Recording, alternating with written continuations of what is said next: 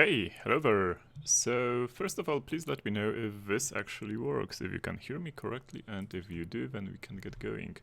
I apologize for the slight delay. I actually was resetting my key for Total Commander, since I decided to show you my Total Commander today. And yeah, to use it on screen, I actually almost always use it on my second monitor, but yeah, I feel strong about actually being able to not disclose too much of my secret content and exploits, which you can, just steal by looking at the file names and so on. So yeah, I actually closed all the tabs and made some arrangements in the icon, so this should be fine now for you to see, and I should it's less messy than it usually is. It's actually one of my favorite tools to use as well, therefore, yeah, so I wanted to show it to you today. So, does it work? Let me see. Nobody says that it doesn't work, but actually doesn't mean anything. I think it does work. So, let us start with some usual basic information. First of all, KrzaQ is my moderator today, so yeah, it's like his nickname on IRC and his nickname on YouTube. It's written down here, therefore if you have any questions during the live stream, just ask him and he will forward it to me, since he is actually on the voice chat. Now if you would like to go to his page, it's dev.KrzaQ, that's the way you pronounce this, KrzaQ, KrzaQ. .cc, and he has actually a blog where he writes sometimes about C++ stuff, and he's actually really good at C++, so I fully encourage you to follow him. So that's it. Then I actually received quite a lot of questions last time about how do I quickly change between Windows and Linux, and how come I have a Linux console and so on after the last stream. Therefore, if you go to my GitHub, which is github.com/ginvale, there's something called iFace, which is basically for interface, and it's not good. It's a bad script for RPC, but that's partly important. What's more important is the link to the document down here, and it's basically a set of notes on how do you configure this, with quite a lot of comments from myself and the community as well. And there's also a 3-hour video on the Polish YouTube on how do you set it up. I know that Polish language is a little encryption for other people, but well, it's a video, so there are also images which you could look at if you want to configure something similar. And it's actually a good description of how my setup works and why I am able to have both a Windows and a Linux console at the same time. Next, my blog, nothing interesting happened here, so let's just go here. Oh, so do you remember the shell? We actually had a shell which I could not connect to. Now, actually Tyler from PPP, the creators of picoCTF or picoCTF, messaged me today morning, or actually it was night for him, with a user and a password that actually do work, so I can log in and I can solve the challenges which required shell access last time. Last time there was only one challenge which I couldn't get the flag for, and I'll look for my exploit in a second and we'll actually solve it here. So that problem is solved, and I can now do shell challenges as well, which is great. So thank you, Tyler. Thumbs up. Cool. Now, I guess we can get going, right? Last time I think I solved, if we go here and switch to basic problem viewer, I solved about 20. So grabbing for solved, it doesn't solve anything. Let's grab for unsolved. Unsolved were 35 and solved 57, so 22 seems to be solved according to my math, which might be incorrect. That being said, we did solve also another one, which I'm going to get the flag for in a second. Is it? No, it wasn't classic, it was something rob, right? Rob 1. This one, I think we solved this one. Now, yeah, so this is my total commander.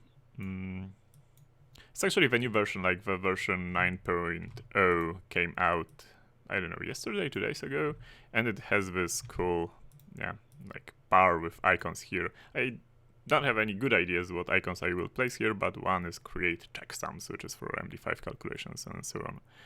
So I do have this directory, and it's the same challenge, like ROP1, perfect. So let me switch to the shell. I actually should open the shell in a second. Yeah, here, and I should probably not sign off from the shell, so let me enter the secret password I got. Sadly, I cannot log in through using PATI. Let me actually check that. Maybe I can log in now. Maybe there are some internet connection problems. Shell picoCTF.com. And no, so for some reason PATI doesn't work. But at least I got a user and I have a super secret password.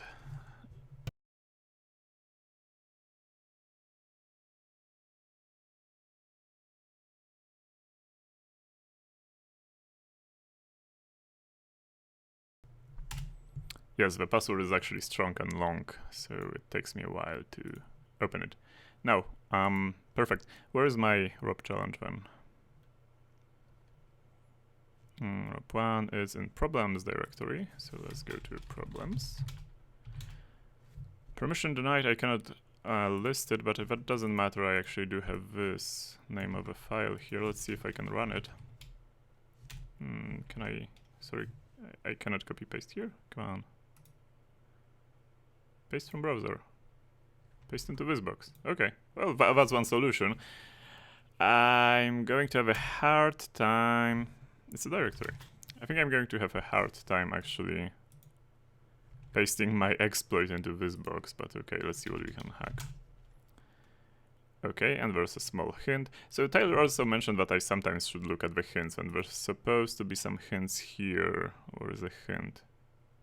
I don't know, I don't see hints here, but there are supposed to be hints somewhere here hidden as well, so I should read them since sometimes they are good. We can see the password through the glass reflection on your with a microscope. No, the quality is too bad, but that's a nice idea. I like it. So, okay, so we have this now. What else do I need? I actually can do.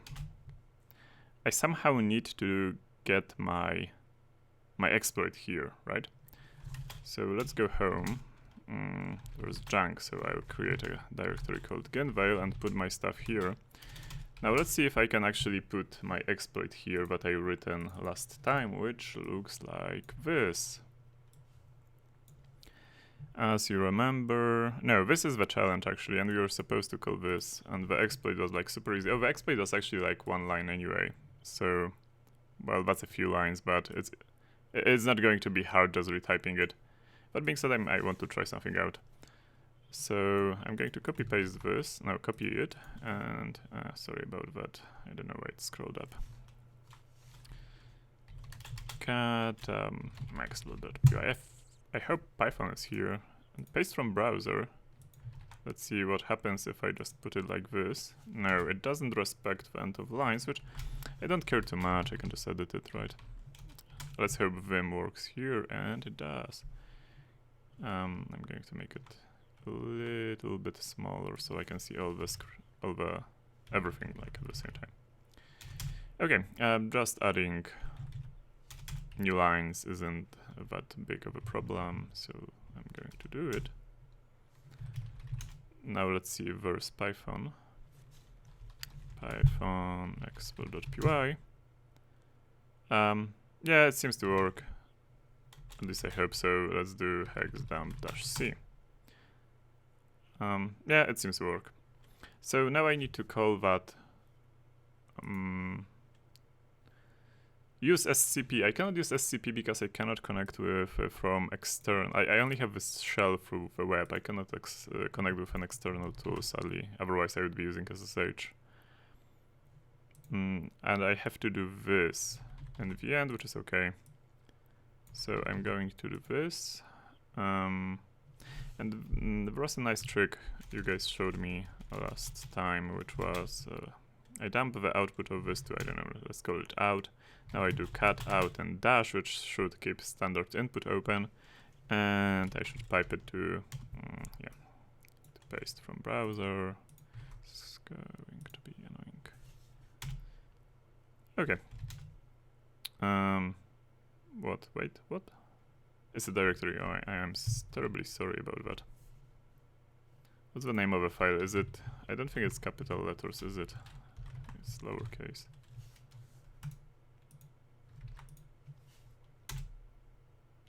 No such file with directory. No, come on. Just drop one. Okay, never mind. Yeah. And I have a shell, so my exploit works. So I can do what they said here. So cat problems and the key. I can just probably cat the key. Though I'm in the wrong directory, I'm actually still in my home directory, so I'm going to paste from the browser this and type enter, and yeah. ROPS, why is it scrolling? No, seriously. ROPS on ROPS on ROPS on ROPS, that's the flag, and I'm going to enter it. So, excuse me, can I copy this somehow? Yes, I can copy it. Did it really copy it? No, it didn't really copy it. I don't know why it's like scrolling all the time for me. ROPS on ROPS on ROPS. ROPS and ROPS on ROPS. This is the flag, right? Correct. Cool. Submit. And it's off. Yes. So, yeah, that was the challenge from the last time, which I still needed to get the flag for. If you don't remember, so a quick, basically a roundup what happened in this challenge. It was a really simple buffer overflow where the buffer was basically like 128 bits long, and you had to read it from. So you read the input, the attacker's input, from standard input using the read function. So actually all characters allowed. You don't have to worry about the null terminating, null terminator, and so on terminating your string. So that's really good. Now it was reading 256 bytes, obviously. Therefore, it was like a classical buffer overflow. And what you had to do, it had to just return to not called function, which actually got compiled in. I know it shouldn't get compiled in, but they probably used proper, compiler flags to not optimize out that code, and therefore it got compiled in as well. And it just returns it just calls bin bash for you, which means when you return to this function, you span bash, and therefore I had shell access, right? Now my exploit worked. Here again, this is the address of the function of this not called not called function. It's the address of this is the address of it. We found it using object dump, and I've written it out like 256 times, divided by 4, like just enough to fill out the buffer. And data is already a command which should be executed after bin bash is executed. So, and it, as you could see, it got executed here. And then, because of a trick you guys showed me on the last stream, I could do cat out, which is the exploit, and dash, which means actually standard input. In this case, I could start typing commands and get the key this way. So it's super easy return-oriented programming. It wasn't even return-oriented programming. It was more like a standard return to the binary function, I think. Pretty cool for for an introduction challenge. Now KrzaQ says me there's a question. So Tyler, yes, that works. What doesn't work is I cannot connect with SSH from my IP, basically. I don't know if that's just my IP. I might actually try some remote server and see if that works. That would help a lot. Okay, let's see the server.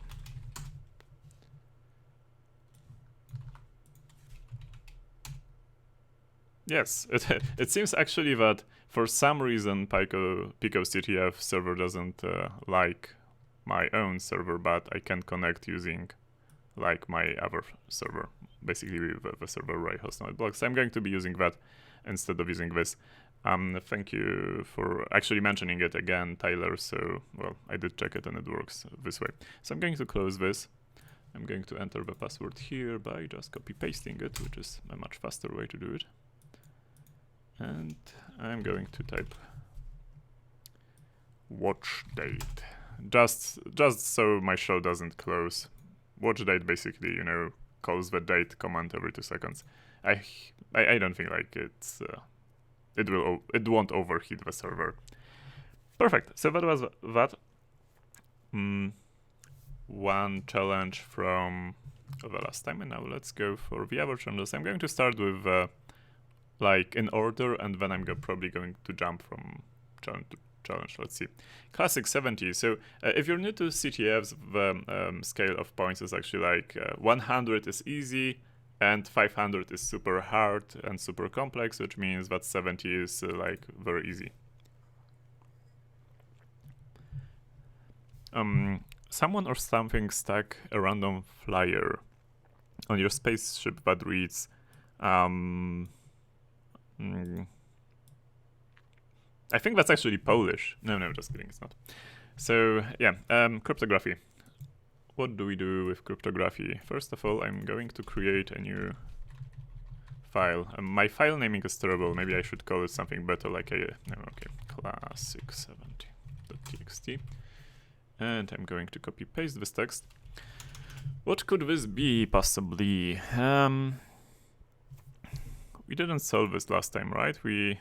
I'm pretty sure we did look at something similar. So, okay, first thing I'm going to try is, like, I'm going to just Google this word. Maybe not, maybe this word.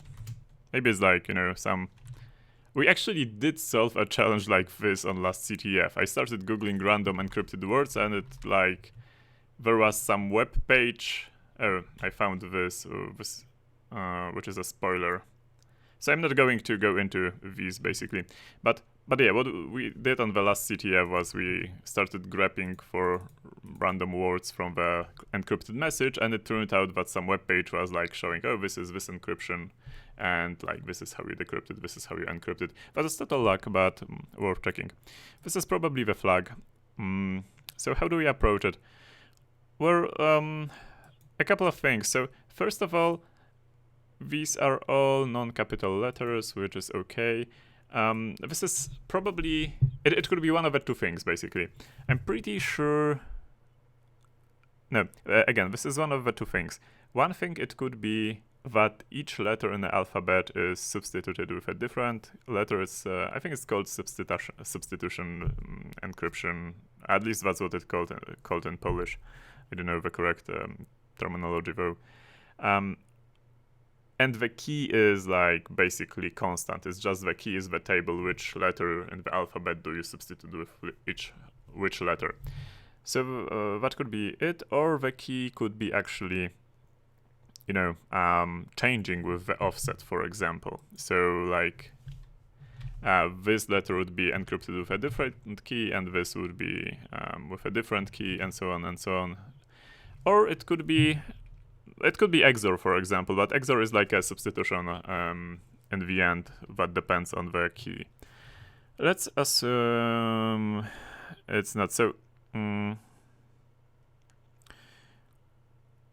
what I'm looking for first, I'm looking at this and I'm looking at this. There aren't too many words in English which actually have two letters and actually have one letter. There's A, and there's N, and there's 2, and is, it, and a couple of more. There's some probability that like we could guess what the plain text behind it, and if we guess the plain text, that already tells us something about the encryption itself.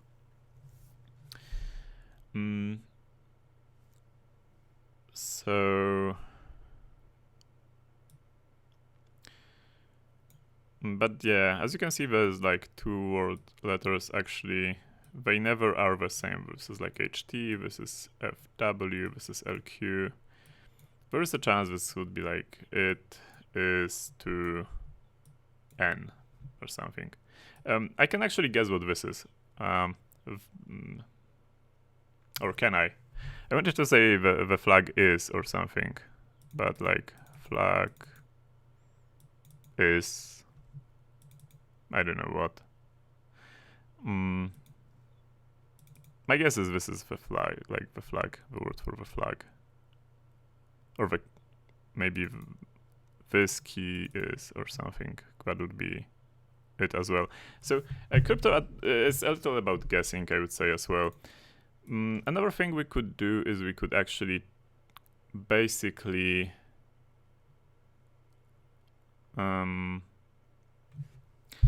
start and counting letters, like do some statistics on which letter is the most the letter which is appearing the most time, because that actually, like in English, it's we can look it up, like English alphabet statistics and letter frequency. Basically, this is what I'm looking for, and we can see that in English the most frequently showing up letter is E.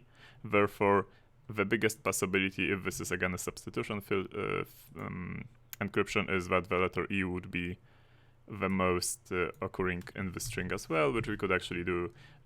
So this chart here is called a histogram, and we can create one like that.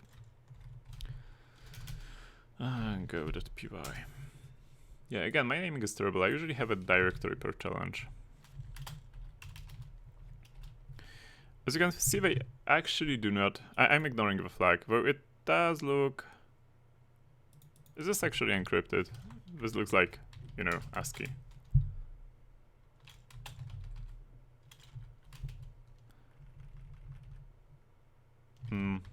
Yeah, whatever. Let's see what we get.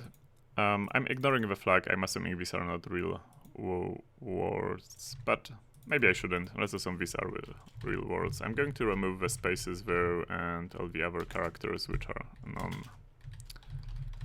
not letters, like space is going to be removed. I probably should just translate, but whatever.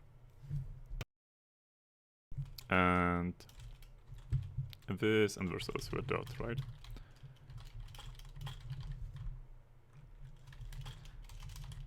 Okay. Now, there is probably some iter tool or something which creates a histogram for you. I'm just going to print S and see if it... I'm sorry, where's my cmd.lang? I'm going to rename this file.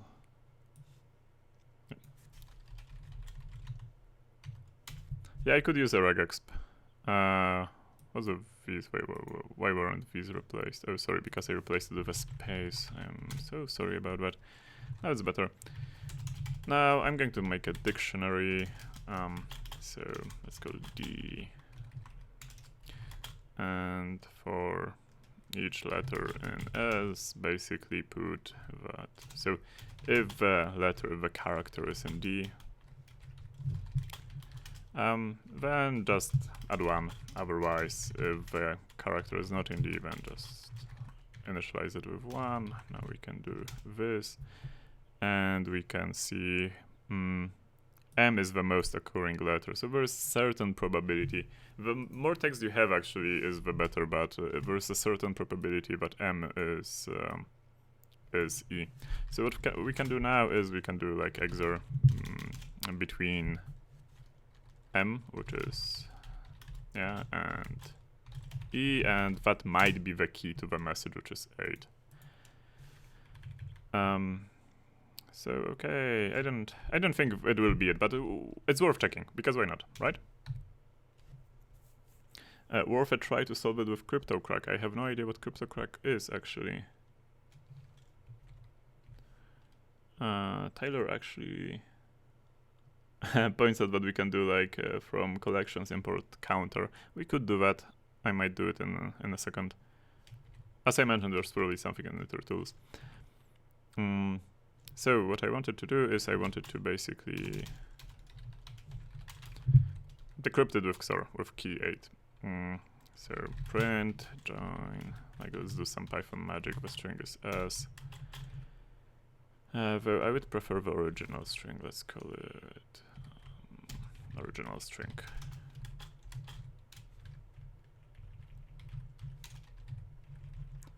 It's going to mess up my space, but I don't care too much.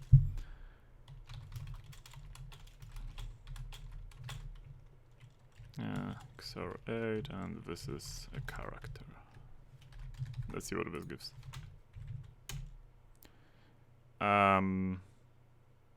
No, but this actually gives me an idea. One thing we could do is we can just brute force it. Brute forcing is great on CTFs. Maybe it will even work. Let's assume for 1 second that, hey, it's actually XOR. And it's actually like 1 byte key. So I'm going to just brute force it with every key that a byte can possibly have. It's probably not going to be it, but yeah, why not? Yeah.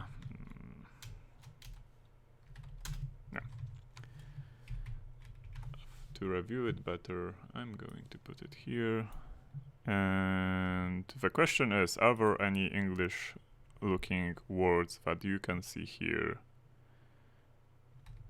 Oh, this is better. No, no, no. Not by a long shot, no. No, no. No, no, no. No, no. No, it doesn't look like it. So, let me maybe scroll down to the bottom. But I don't expect anything. Let's look for a grep for this. This is bound to appear, or the. No. So, no, it's not it. But let's keep brute forcing, because why not?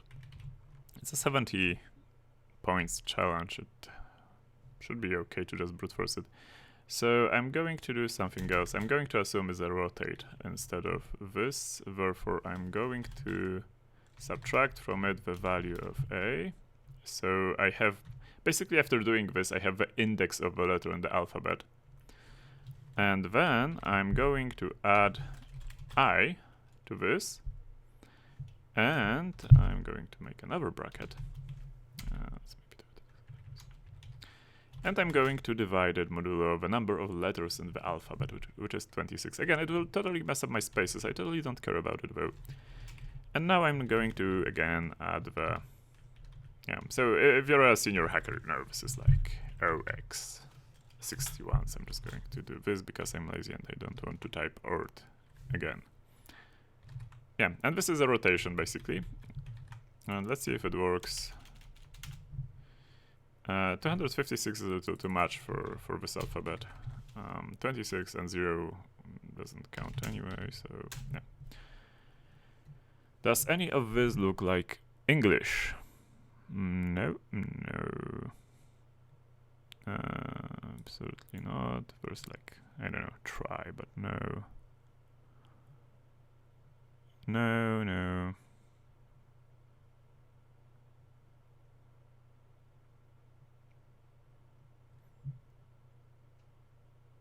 And maybe print the key as well. I feel I'm like getting a little lost here.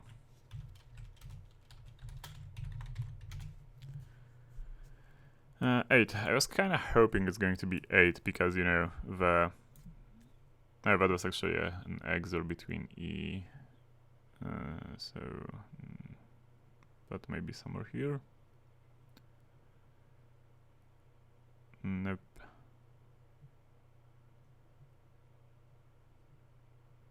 Nope. Doesn't seem to be this kind of cipher.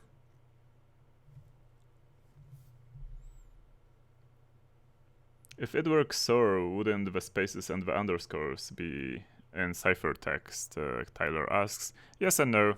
I mean, usually yes, but, you know, it's worth checking both, in my opinion. Just in case the challenge creator had a crazy idea. But I agree with Tyler. I don't think this is XOR. This isn't rotation, obviously, unless I implemented this incorrectly, but I think it's fine, actually. What else could it be? It could be some substitution of cipher. Also, each letter could be rotated with a different thing. It's quite curious because it's quite possible that this word is ASCII, for example. Okay, let's try that cryptocrack you guys are talking about. Let's see what's that. Cryptocrack. Okay. A cipher solving program. Perfect. I never used it, which is... I actually like learning from you guys. And I can... Oh no, that's just redistributable. I'm pretty sure I already have it. Sorry, where's the download? Program files. Okay. Okay. I'm going to move this for a second.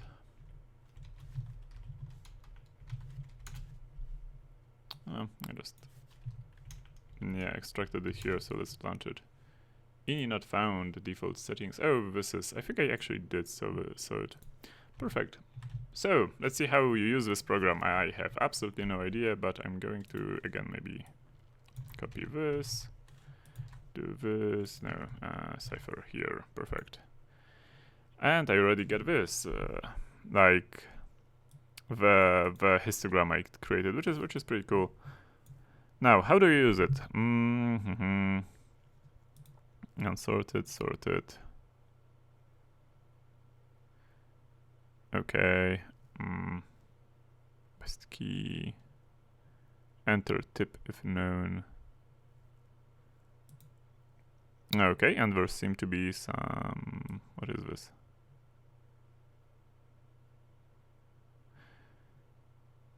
Okay, this seems to be the ciphers. Progressive key.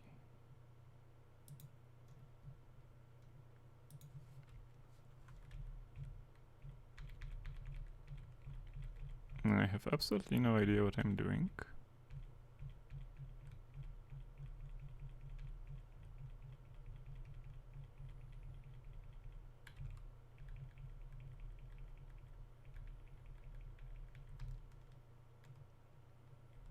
Okay.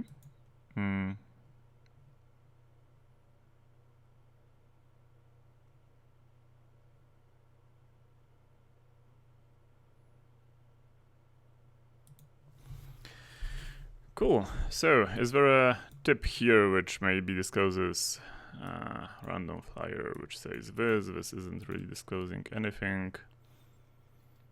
Enter key if known. No, I have absolutely no idea what the key might be. Pretty... Okay. Yeah, I probably need to learn how to solve this, how to use this, since I actually have absolutely no idea how I should use this tool. I probably would be able to use it. So maybe at another time. And I'm going to try to solve this like, my usual way I solve challenges like this. That being said, it did show me what I needed to see, which is the histogram. So I'm going to just leave it here to see the histogram.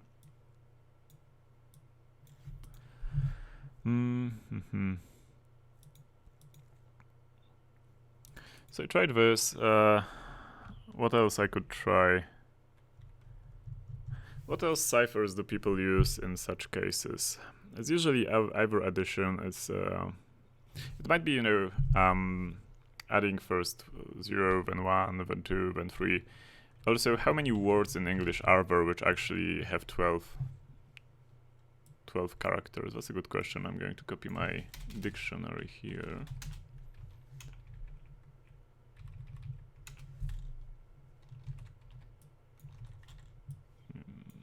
Yep. So I have my English dictionary here. There are probably quite a lot of words like that. Okay, but let's assume, let's do this rotation, but let's add, I would actually like to add the letter number here, but to do this, I need to do another thing. I need to do enumerate. Enumerate basically returns a zip, not a zip, sorry, a tuple with the index and the character itself. So I'm going to just add j here and see what happens, because why not? Yeah. And if it was rotation, then I probably should decrement in this case, otherwise it's not going to work too well. Let's see. And now, and I probably should also do this. Should actually be modulo, but let's see what Python does with this. Probably Python doesn't like it too much. It's going to be a negative value. So I'm going to do a simple trick, which is actually I'm going to add like this, and this should be fine now. Did this work by any chance? No.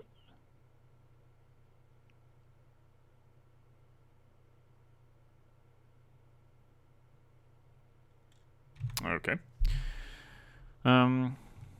If not this, maybe like +1, -1. So J is basically starting from 0, and I don't really like that. Let's start from 1. No, no.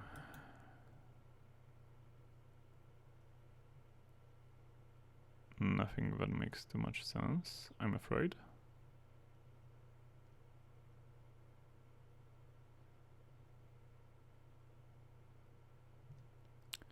Okay. So, what else could it be? It could be basically a reverse of the alphabet, meaning that Z letter is reversed with A, B letter is reversed with Y, and so on and so on. So let's try this approach. And to do this approach, I actually just need to... it should be rather easy. I need to take this and I need to subtract it from 26. I don't need this anymore though. Is this correct? I think this should be correct. Let's try it. And I absolutely do not need the loop anymore.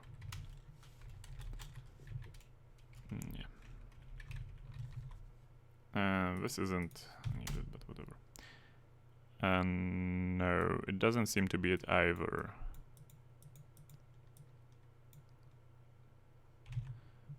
What else could it be?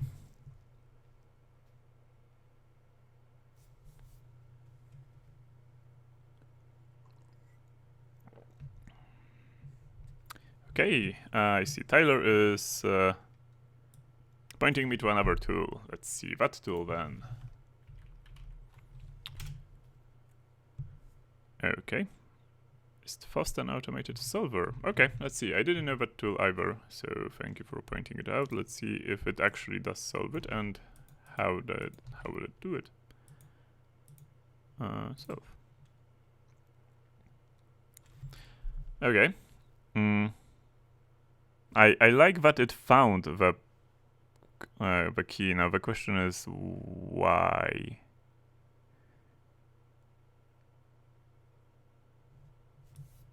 So it was like a substitution filter with key, which is 1 byte.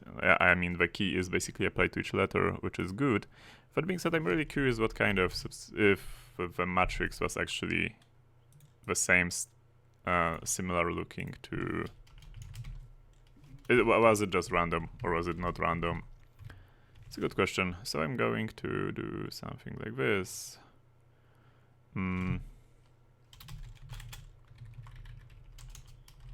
So you comment several lines in Python, by the way.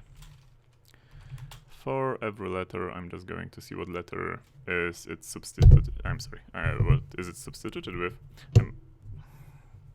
Yes.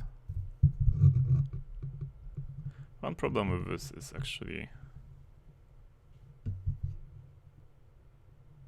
it doesn't want to stay in the place where I put it. Yes. Okay. So, why did this happen? I'm going to do like the something like this. And zip osk print ab, and let's see what I get. Python go.py.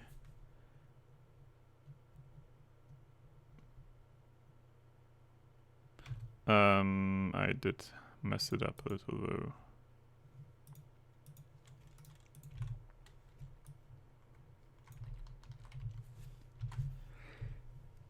Sorry.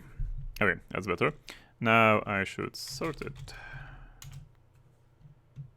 I should also use unique, but on Windows that's a little harder. So B was exchanged with M, C was exchanged with S, D with Q, and C with S. E with T, F with O, G with L, H with I with F. What was A exchanged with? A with P, and what was Z exchanged with? Z was exchanged with W. It looks kind of random actually. So, yeah. So I guess the idea here was to solve it with using frequency, but I know it's a CTF, so whatever works. I'm totally saving this link. Thank you very much. Yeah.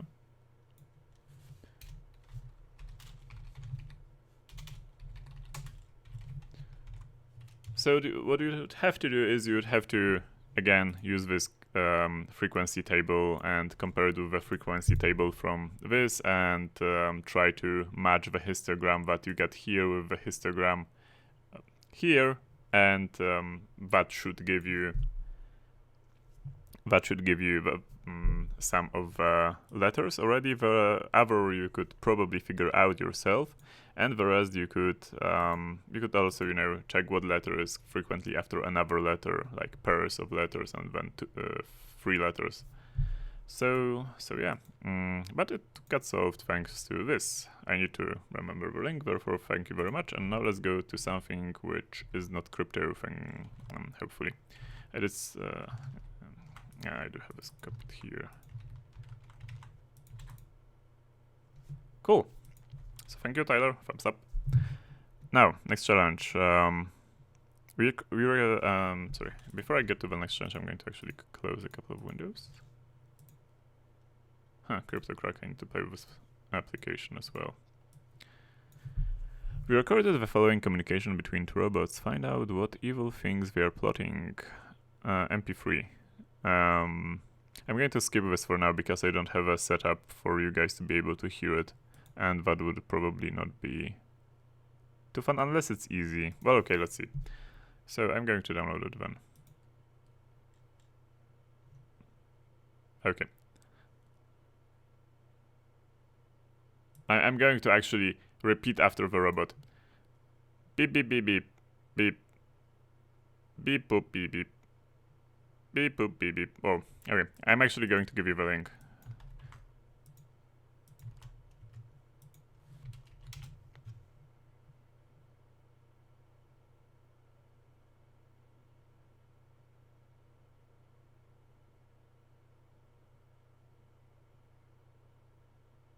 Somebody recording it had fun.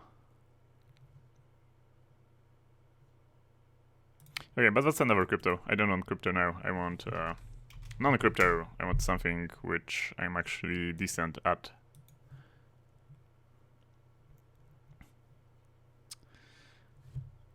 So now, hot coffee then. This is, yeah, Java compiled.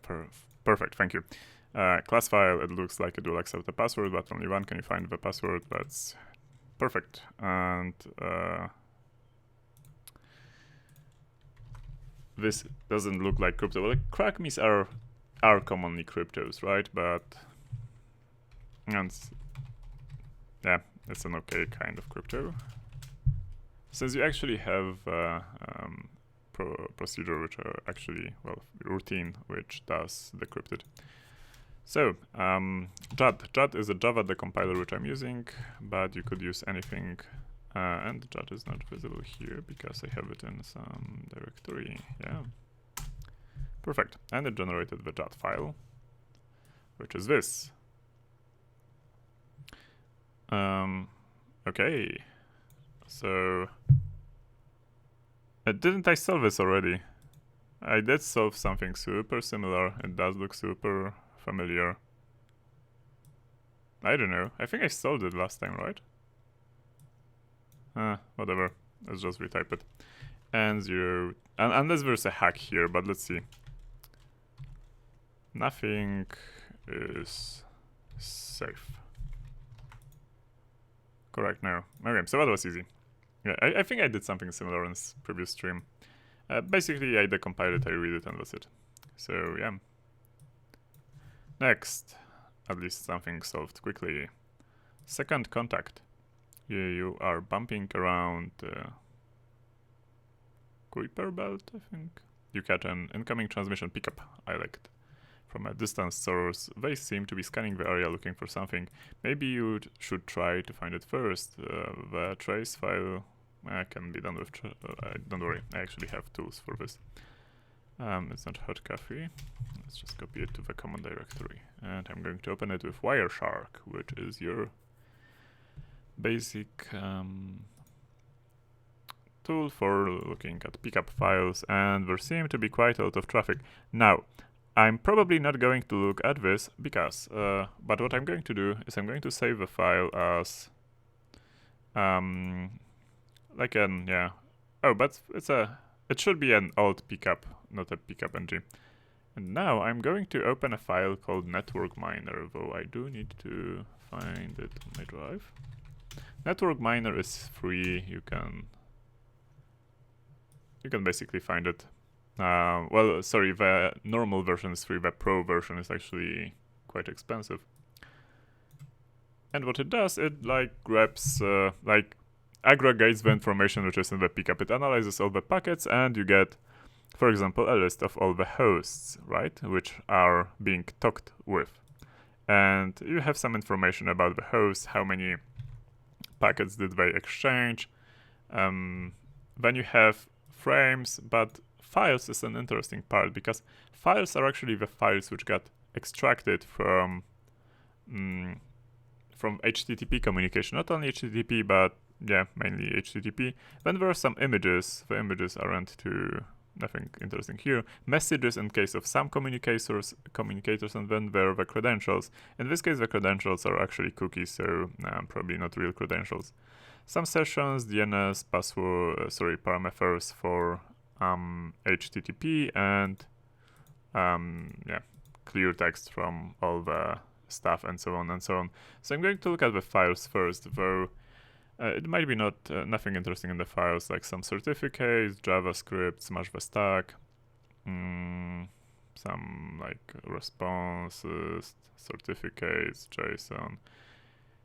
No, so this doesn't actually look too interesting. The files themselves don't look too interesting. What might be more interesting is like what hosts were being chatted with. And this looks like standard internet host, like nothing absolutely to do with the CTF.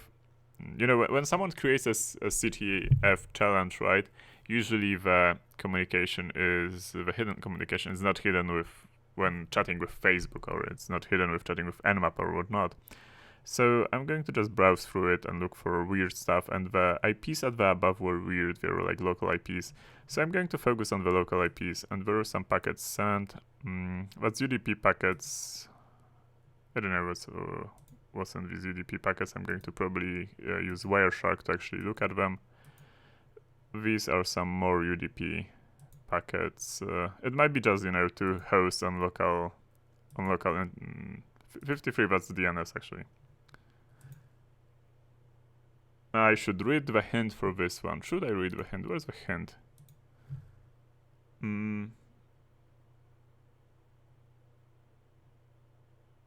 It's the little question mark. Oh, this is the hint. Look for packets going to and from a search engine. Okay, that's actually a good hint.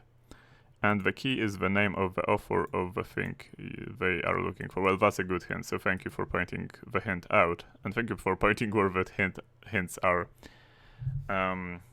It's usually on CTFs, on modern CTFs, like this year's CTFs, the flag has a certain format, so when you find it, you know it's the flag.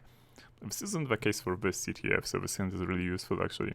So the search engine. Okay, where is the search engine? And I'm going to look... So, parameters. The parameter which I'm looking for, I'm going to sort, is probably Q, because Q is, for query. So if you Google something, it should be in the query parameter. Now the Q parameter is... I'm sorry. It's not here. No, it's here. Smashing the stack for fun and profit. So let's look who's the author of Smashing the Stack for Fun and Profit. No, that's Aleph0. I don't know how do you write Aleph0 though. Smashing the Stack for Fun and Profit.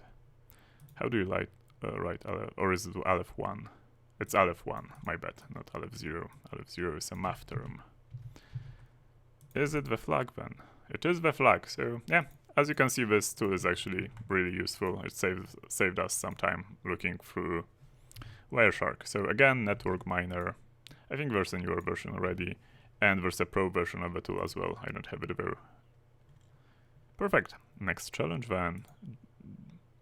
Java file, and there is no description, there's a hint. I'm not going to take a look at the hint before, if I figure out like what does it actually, how to deal with it. If I don't figure out, then I'm going to look at the hint. Cool. So again, but crack me 2. And I have a file generated, so let's take a look at this. Blah blah blah. Length of the password needs to be 16, and if it's not IT, then it's wrong. And the correct key is what? It's S. Or was S, sorry. Oh, it's actually the string you gave. So yeah, so this is the password, IT6. Yeah. Let's just do something like this. If sorry, is this a tab? No, it's like spaces. How many? I'm going to select everything, and I'm going to do 10, click. And now I'm going to remove with regexp all the lines which do not begin with an I like an if. I'm going to delete them. Perfect. And now I'm going to actually save this and cut this file in this tool. I'm sorry, not this, this. And I'm going to copy paste this, like this. Yeah. Could probably write a regexp for exactly what I'm doing right now, but probably like just pushing arrow delete, arrow delete, arrow delete is enough. Probably not the most fancy way to solve it, but it should work. Yeah, done. So again, just decompiling, reading through the code, and the challenge was done. Again, this is an entry-level CTF, so these tasks are supposed to be easy. They are supposed to be solvable using like simple methods. It appears a synflood style DOS has been carried out on the system. Send us a list of IP addresses of the attackers in any order separated by spaces, so we can track them down and stop them. Pickup is available here, or you could allow the correction. What's a defining pattern in a synflood attack? Well, you do a lot of syn connections, but you do not. So it's like this: when a TCP connection is established, you probably know the three-way handshake, which in the standards are sometimes also a four-way handshake, but let's not go into that. And usually the connecting party sends a syn packet, and the other party is supposed to reply with a syn ACK packet, and this replies, again, the connecting party replies with an ACK packet. But a synflood attack is when one party is just sending syns, saying I want to initiate a connection, and the other party is trying to remember which connections are being initialized, and it basically runs out of connection space in the TCP IP stack. Okay, this isn't probably going.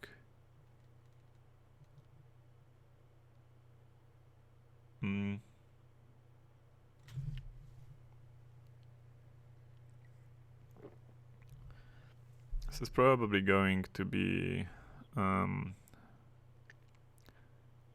somewhat easy. So the idea here is that I'm not interested in sessions which were actually created. I'm actually interested only in sessions which were not created. So there aren't too many packets, to be honest. I could probably like by hand go through all of them. Yeah, so a session created is like this, like there's a syn packet, syn ACK, and then there's an ACK packet. Is it? Yeah. So this is a creation of a session now. Let's see if there's actually a syn attack. Yeah, and this is like a synflood where it just sends, one party or several parties are just sending a syn, and nothing actually is happening. Is there a way in Wireshark to grab through this quickly?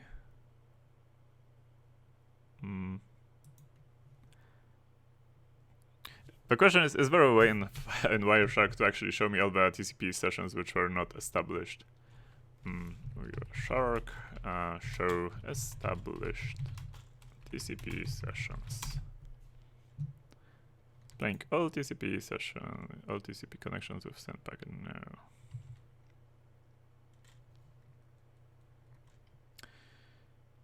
Yeah. No, let's see if there's some metadata I could use actually in the SYN attack. So what's the okay, so what's the numbers we are using here? So 0, 0. Is it always 0? Should it be 0 like the sequence number? Shouldn't the sequence number be random? Or maybe it's random later. And okay, and let's see when the session was actually established. They know. Is it using so low numbers? Well, never mind. Window value size is this, and during the attack window it wasn't random, right? It was pretty random, bro. It was totally different than in case of other packets. So what I'm trying to find a way to how can I filter actually these packets easily without doing any magic stuff. Cool. So I'm going to do tcp.window size being equal 8192,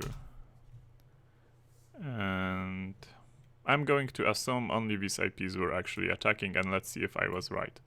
How do I copy paste this? Can I generate a report? Export.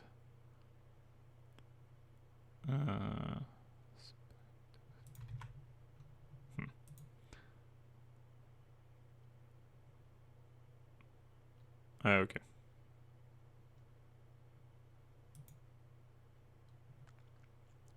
Selected packets, and I'm going to name it A, because that's... And no, oh, sorry, displayed packets, not selected packets, that's actually my bad. It displayed all packets, perfect. More A's. Okay. And now, yeah. Actually, I'm just going to remove all the lines which do not have TCP. I'm going to remove all the lines which do not have TCP, which means I'm actually going to display the lines which have TCP. I'm going to grab basically. So grab, pack, and TCP. And TCP pack. I always get the wrong order. I'm actually going to use Linux for this because it's going to be way easier. Grab TCP pack, and now I'm going to feed it to AWK, and I need 1, 2, 3, 4. 1, 2, 3, third column. So print 3, and this should be yeah. LAN. I'm going to grab -v LAN, which means I don't want it to be shown, and this is the list of IPs. It isn't really space separated, and it isn't even, let's do like this. I'm going to sort it, and I'm going to do unique, so sort -u, and this is a unique list of IPs, and now I need a text file just to get it to be space separated again. Which I'm going to do by hand, because it's not a lot of IPs, and just pressing and home and delete and space is faster than thinking how to do it. Yes, correct. Attackers identified. So basically, yeah, I looked at again at metadata, which is quite specific to the attackers. I wasn't really looking for which connections were not established. Sometimes it's not about solving it in the right way, it's about solving it. Of course, if the challenge, like, if the challenge creator actually wanted to make it hard and the pickup would be much larger and everything would be randomized, I would have to probably play with a more appropriate algorithm. Pipe it to... Oh, I actually closed my console. Yeah, but Tyler says that I could pipe it to TR and then TR, which is translate back end of the line to a space, which is a good idea as well. I'm not too familiar with TR tool. In all honesty, I almost never use it. Cool. So robot communication, which is the MP3, I'm going to skip, and I'm going to go for another web challenge, which I didn't do a web challenge today yet. So let's just go for it. In Vim, you can join lines. Seriously, you can join lines. I didn't know that. I'm going to try it. Okay, I'm going to split it. I know how to split lines. That's something. Don't ask why it's R. Okay, so I'm going to select it, and no. I'm going to I cannot be probably, I need to visually selected, which is Shift W and now Shift J. Whoa, okay. Game mind, thank you. I did not know about Shift J. That's epic. Cool. Can you authenticate to this website? Again, we start with looking at this. Oh, we can get the source, which is cool. PHPS is actually displaying the source code. I don't have to do this probably though. Yeah.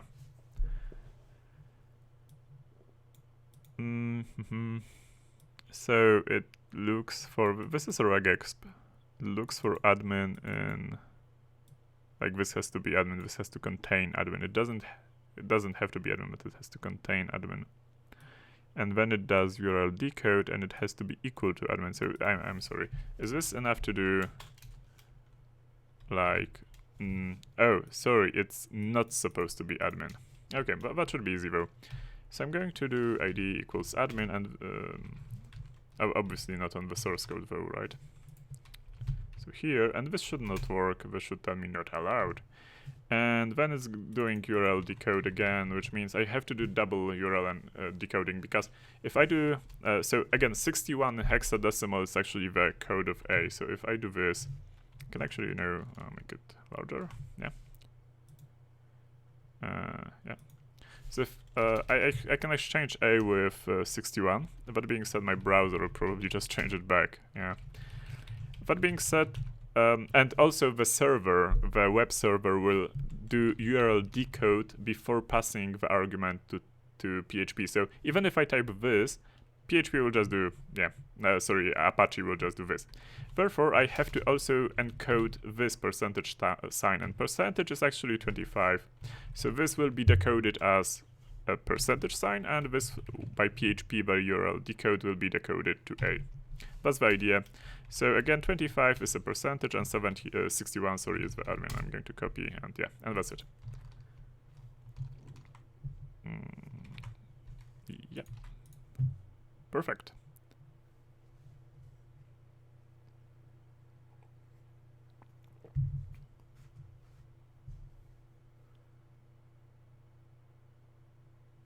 Now, what's the next challenge? In Hex, no one can hear you complain. Really?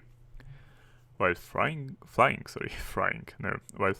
the outskirts of Ripley system, Ripley like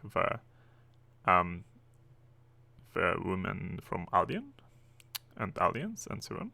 Okay, cool. Through the Ripley system, you notice a distress signal from one of the outer moons. It appears a ship has crash landed near a 16-sided pyramid. Okay, that's cool. It's pretty specific. The one survivor, .x file tells you a malicious programmer has embedded an egg in his chest and he is afraid it's going to hatch. He offers his assistance. Okay, that's X files. Perfect. So you probably know that a dog docx file is basically a zip file, right? So I'm going just to copy it here, and I'm going also to rename it to zip, and I'm going to enter and I'm going to extract it, because why not? Before I do anything else, I'm going to look for, like, what's here? Oh, look, it's actually, there's an image here, and guess what? It's the flag, so yeah, that's done.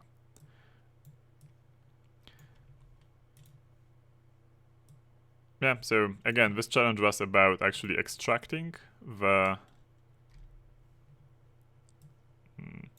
docx file and looking for the image. Why not docz? That's a good question. Why not docz? It's zip in the end. It's like, so it's same with ODT actually. ODT from, you know, OpenOffice is also a zip file, and similar for the jar files in Java. It's also a zip file, and there are quite a lot of other formats which are actually zip files in the end. So yeah, so we can extract them and just look through the meta files which are there. So solved. Next, overflow.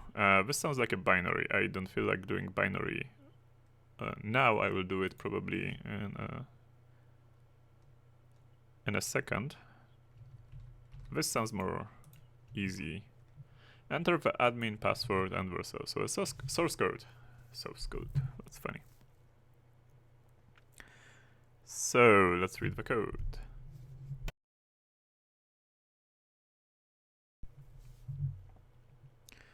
So it's doing extract on get. What is it? Extract means actually it's... Oh, okay, I know what this is.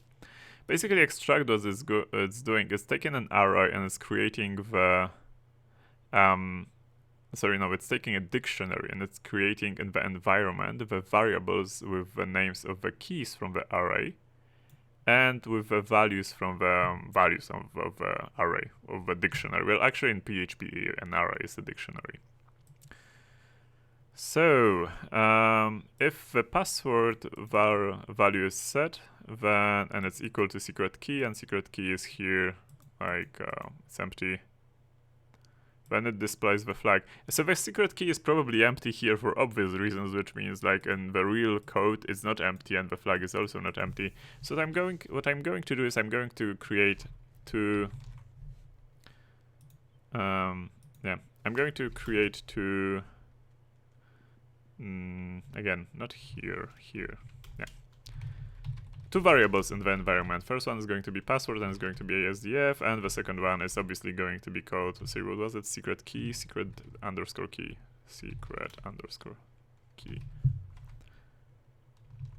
And it's going to be equal to password. Yeah. Well done. You actually shouldn't use extract, and extract here is actually only emulating the old behavior of PHP, which was global variables, I think that was called.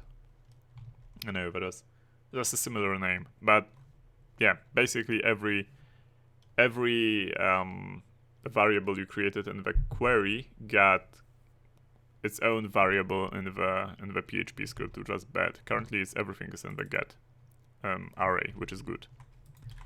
No, not here. Sorry, here. Yeah.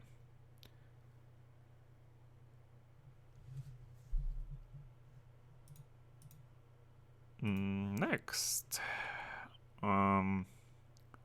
format. Sorry, is this a format string vulnerability? It is a format string vulnerability. Let's do a break, but before we do a break, let's do a format string vulnerability. I absolutely love format string vulnerabilities. I'm probably going to absolutely hate it in a second, but no, currently I still love them.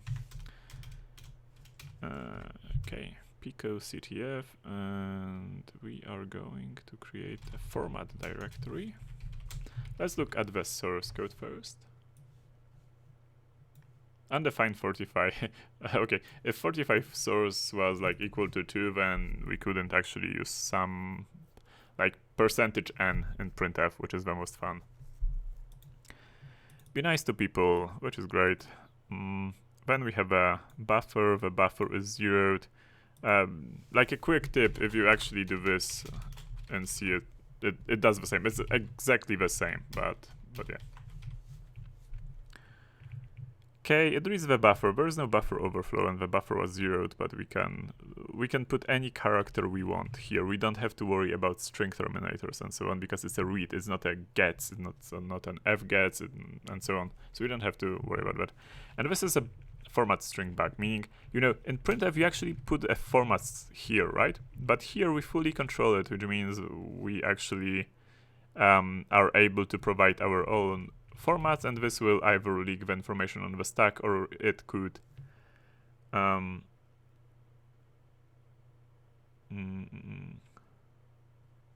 there actually seems to be quite a lot of comments. KrzaQ pasted in. I'm going to look in a second. Anyway, so yeah, or you could write to memory using the %n, which I'm going to discuss in a sec.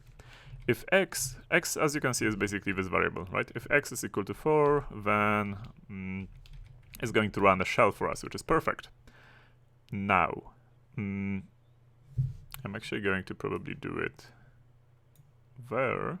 This is my shell connection. I did, so to answer, Oshakba actually asked if I did attempt to connect using something else than PATI.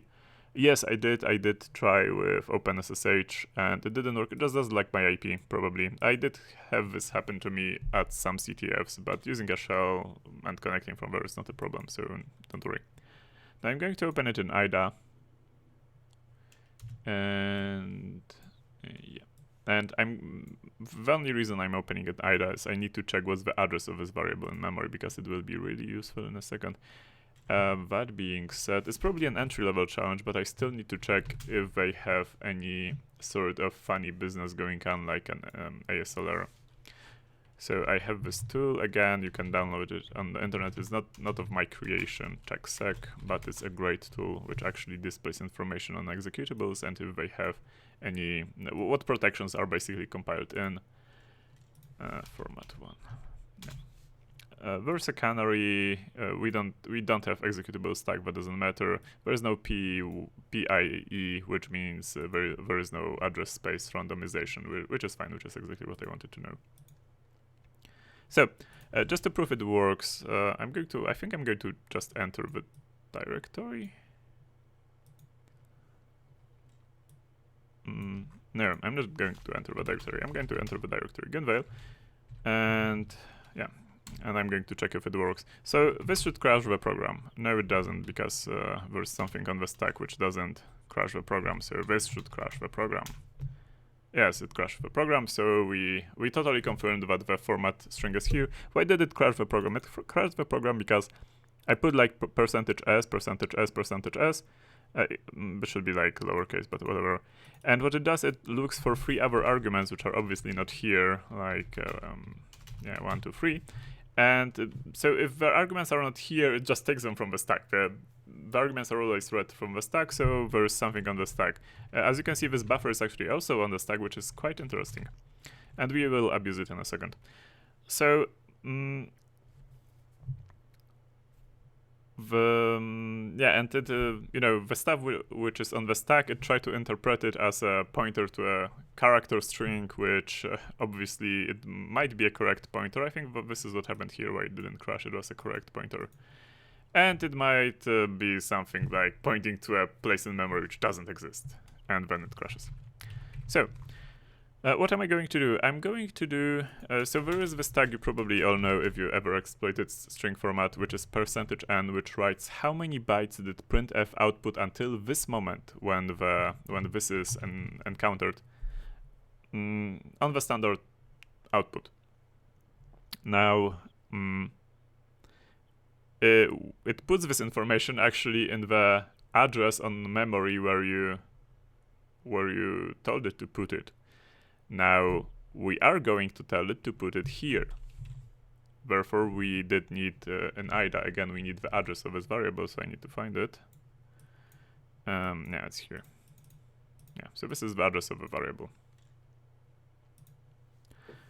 Therefore, we will need to put on the stack somewhere the address.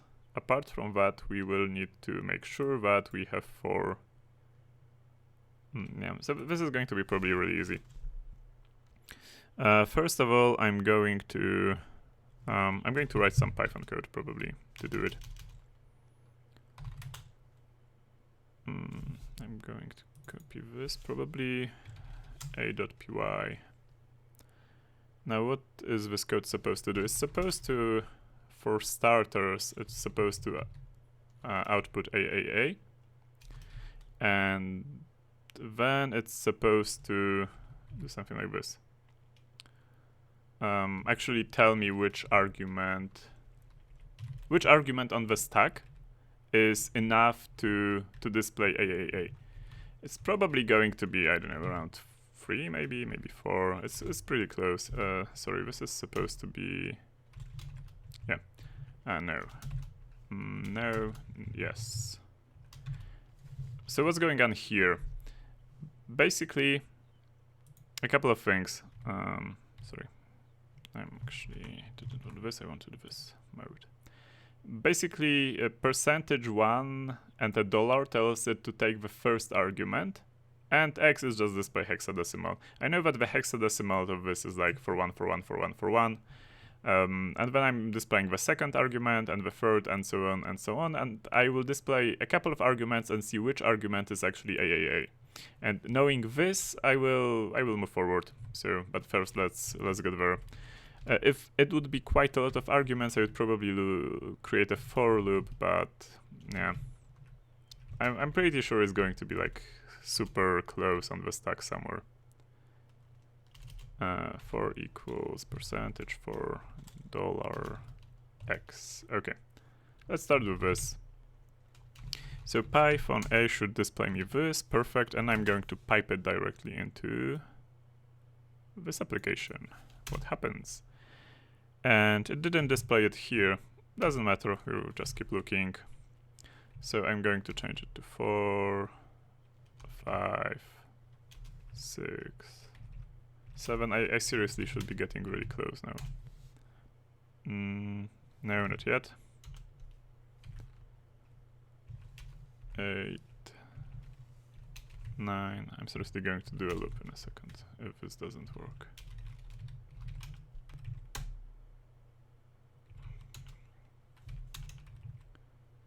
That being said, this, what is this?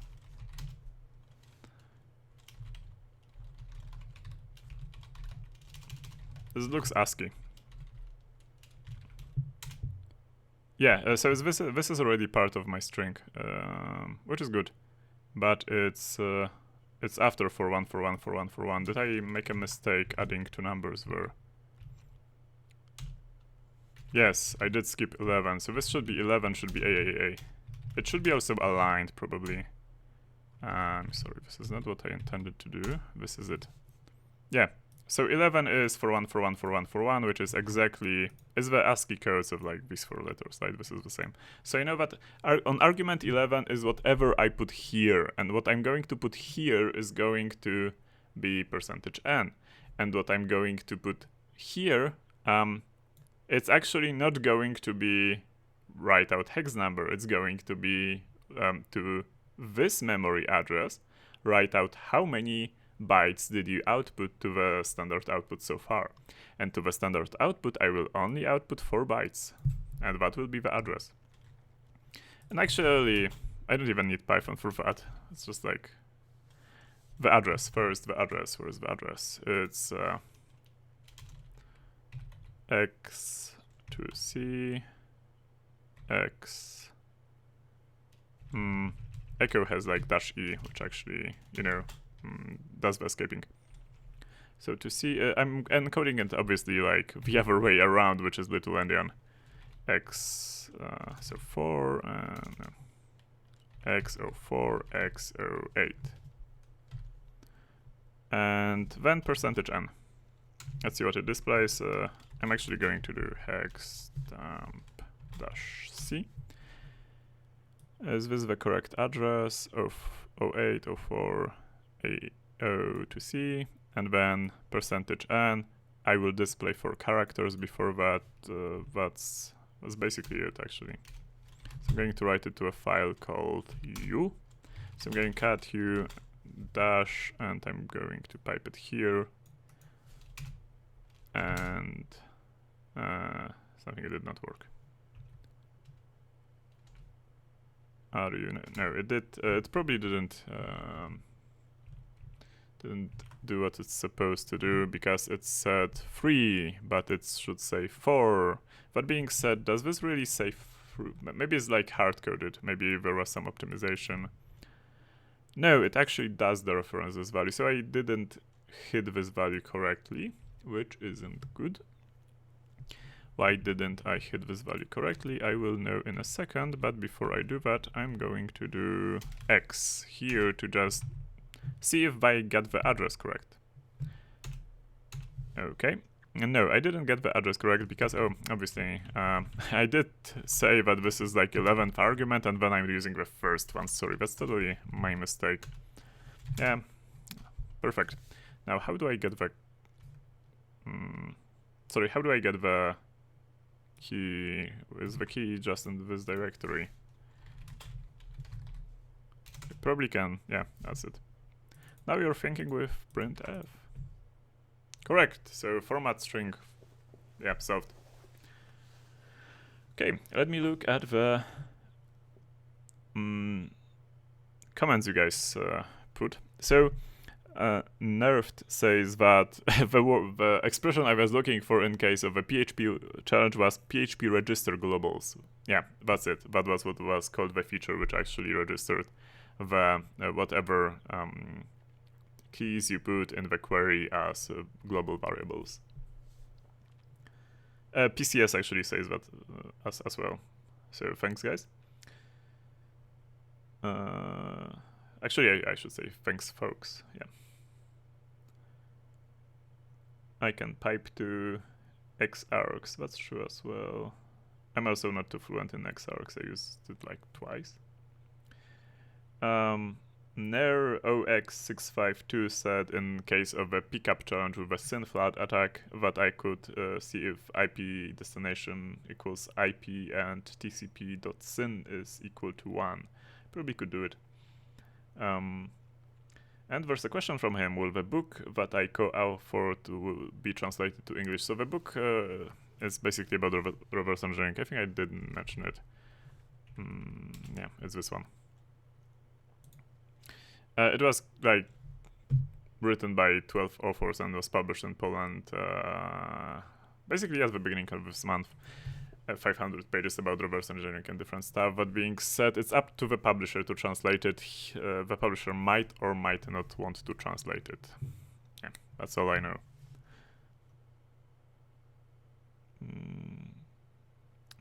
Okay. Okay. There are some other comments. Yeah, cool. So, let's do a break. Let's do a 7-minute break. I'm going to leave you with some music, and after the break, I think I left some challenges here. Like, I'm probably not going to solve the MP3 one, the beep beep one. I'm going to do the overflow. I like overflows.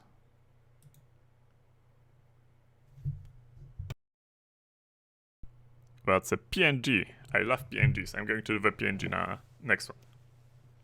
Yeah. So actually see you in 7 minutes. So I'm going to leave you with some music made by Nervous Test Pilot as usual. Yeah. See you in 7.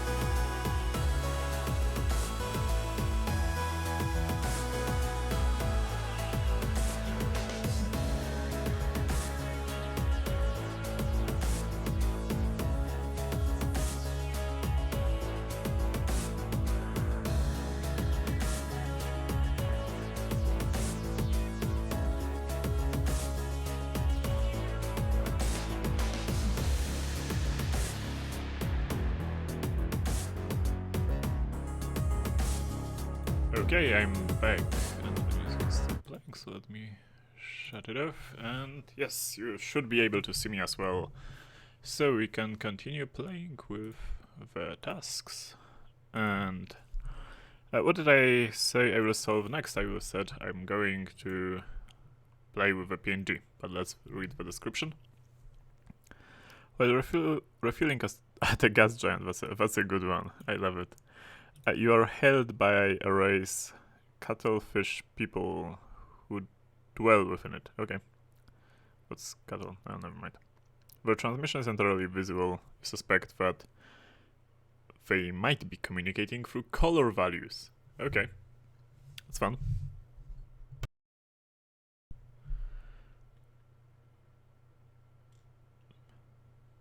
How do I switch? Okay, so it seems there's a question again about how do I switch between Linux and Windows. So I'm going to tell you about it again.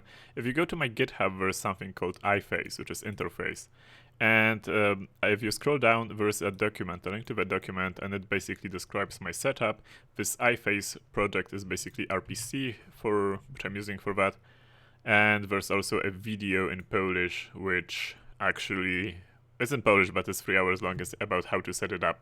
So yeah, all the description, how I'm doing it is there. Look very closely. That's everything in the PNG. Therefore, well, I'm just going to download it.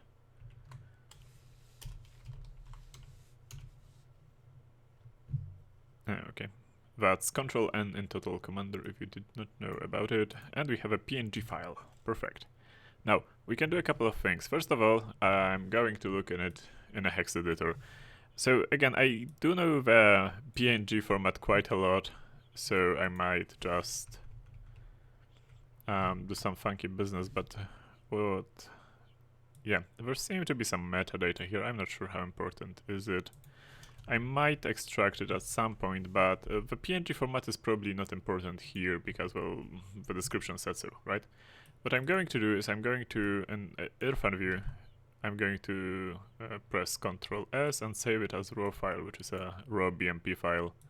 That's one thing. The second thing is a 24-bit bitmap, which is cool. And I'm going to look at the dumped stuff here. This part is quite interesting. As you can see, the bits are actually flipped, right? So, like, this is FE, FE, FE, and everything I'm not marking is actually FF, which means the bottom bit is changing. This might suggest that it's what's it called? LSB steganography, where LSB is for least something bit. I don't remember. Least significant bit. Yeah, sorry. It's like just fell out of my mind. So, okay, so I saved it, and I'm probably going to try to poke at these bits, because as you can see later, this is a full white color, and these are just bits being funny, so I'm going to play with the bits being funny in Python.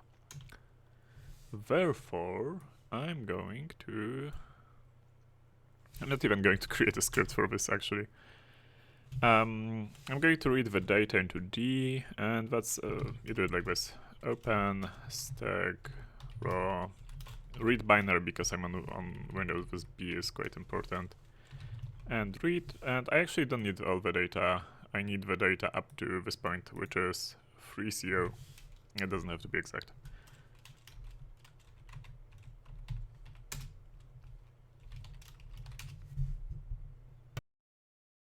So I actually have, well, this many bits there. Now, only the last bit is important for me, so I'm actually going to do like this. I'm going to convert it into a byte array. And now I'm going to cut everything up to the last. I'm just going to carve out the last bit. So to do this, I'm going to map lambda x and x last bit from D. Yeah, so these are the last bits, right? Now I need to somehow, it looks ASCII actually. This should be 8, and this is the next. Yeah, this looks pretty ASCII.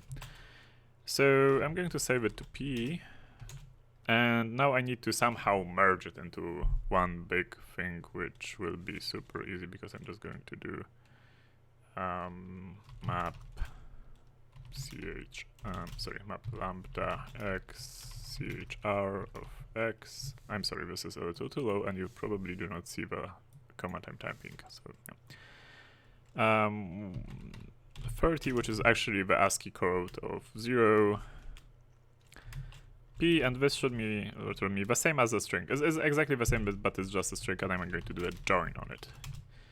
And yeah, and now I'm going to do I wanted to say I'm going to do a decode binary, but before I do that, let's save it as k. And what's the length of k? Because the length is 960 actually divisible by 8? Yes, it is. That's perfect. So now I'm going to change it into a number. I mean, it's like int k2, right? And this is a number, and I'm going to do a hex on it. And now I'm going to decode it. I'm sorry, this is actually a hack which I'm using. Decode it as hex and turn it around. Yeah. Maybe not turn it around after all.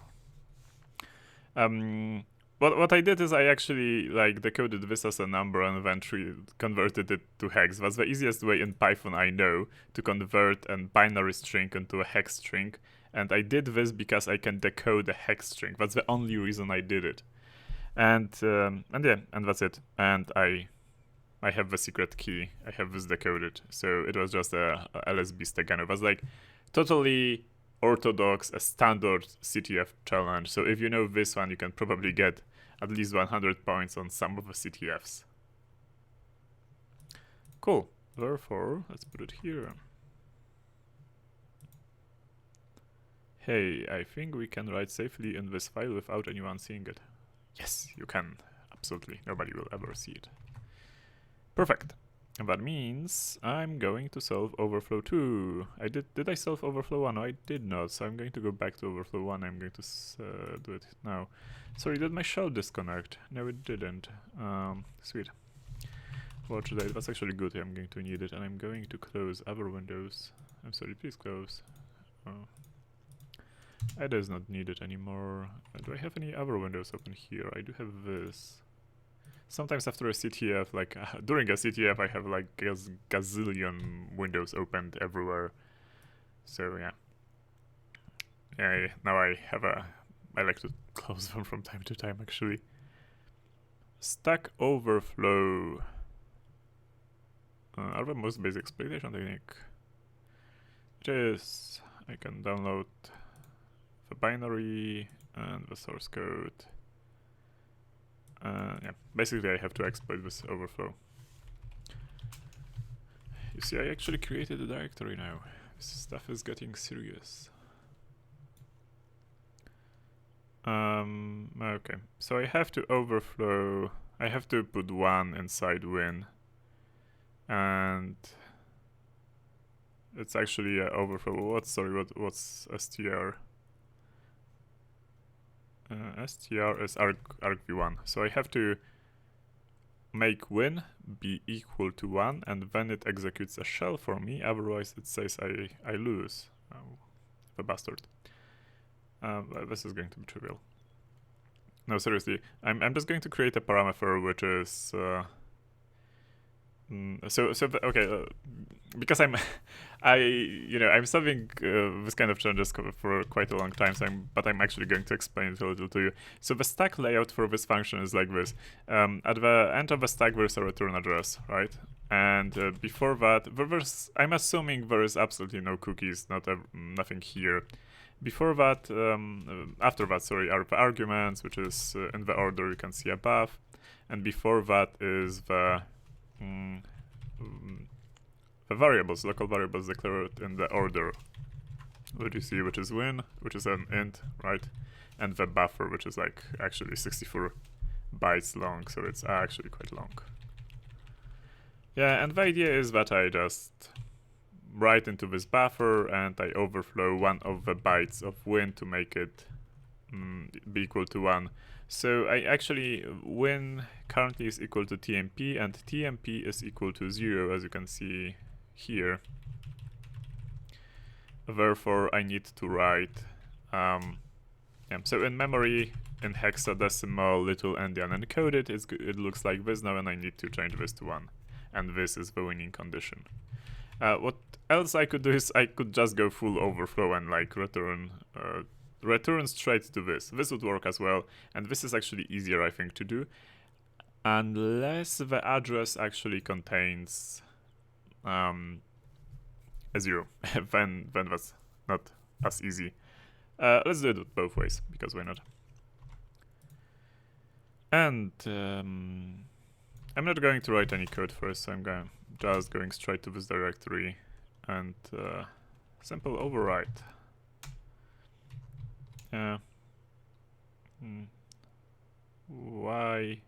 Why did it do a stack dump?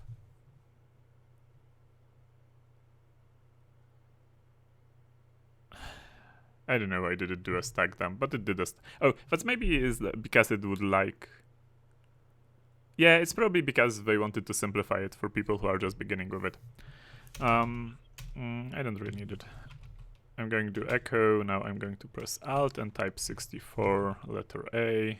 Perfect. It makes 64 letters A appear. How convenient. And then, actually, before I typed that, I wanted to put -E, which is, again, escape, like resolve escaped symbols, and my escaped symbol will be \1. And that's it. Why doesn't it like me? Because I've forgotten, yeah. Not good. Why is it not good? I'm actually going... It didn't escape. Maybe like \x01. Does this work? Yes, this works. Perfect. And when I did it, I can actually... Okay, this is the first way to do it, which is, again, we just fill up the buffer with A's, and then we put the 1 at the end, and that's it. And the important part here is the -E option in echo, which basically tells that, hey, when you encounter a \x, it's like it has a hex value of a character, and basically emit that character instead of a literal \x01. So I'm going to disconnect from this shell, and I'm going to show you the other way to do it. I do need the address of this block though, and to do it I'm going to open it in Binary Ninja. I did use IDA already today, so let's make it Binary Ninja. Cool, I go to main, and main is not interesting, the vuln function is interesting. I knew it will like to update. And the address of a block which actually spawns my shell is interesting, so this is the address of a block, right? And I'm going to put my window here. Can you still see it? I'm not sure about that. Yeah, it is this address anyway. Therefore, I'm going to do the same, but instead of overflowing the win variable, I'm just going to override it with another 4 A's. Now, what's else on the stack? This is on the stack. So, another 4 A's. And now I'm going to write the address of this block, basically, which is 7A. Oh, sorry, again, you cannot see it. Let me fix it. Yeah, now. So again, X7A, then 86, then 04, and then 08. Nothing of these characters should actually bother string copy, so this should work. It doesn't work, however, because I didn't... So my address is actually correct, right? But there is like one more thing on the stack, so I just need to add 1, 2, 3, 4, 5, 6, 7, 8 A's. And I still lose... why do I still lose is a good question.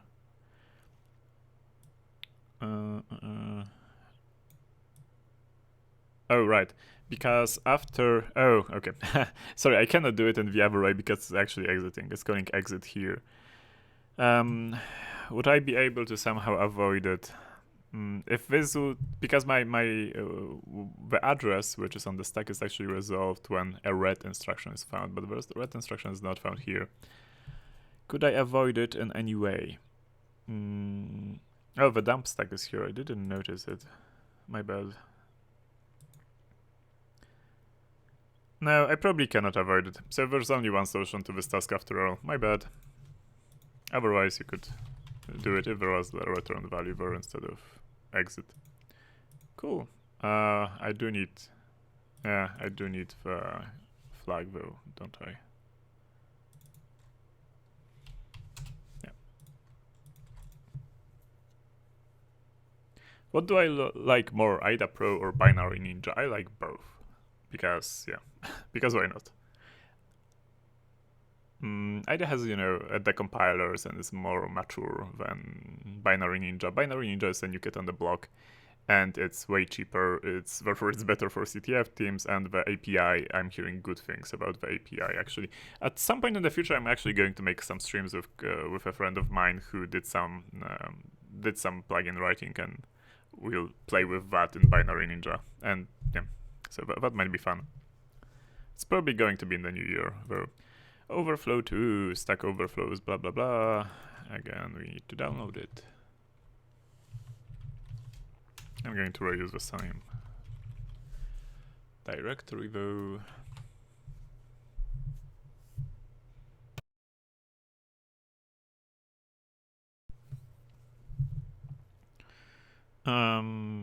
Yes. Okay, what's going on here? Is it the same challenge?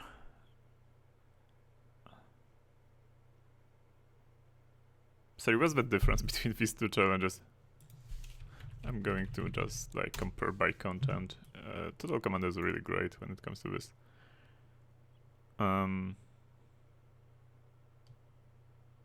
Win is not initialized to TMP? What's the... Oh, win is actually an argument. Okay. Well, that just means I need to push my address a little more. This is going to be probably short unless I'm missing something really badly. Okay, and I'm going to reuse not this one, not this one, this one. Is it called simple overflow? It's probably not called simple overflow, it's called stack overflow this time. I lose, okay, don't worry. 1, 2, 3, 4, 5, 6, 7, 8. This won't work. And 1, 2, 3, 4, 5, 7, 8. And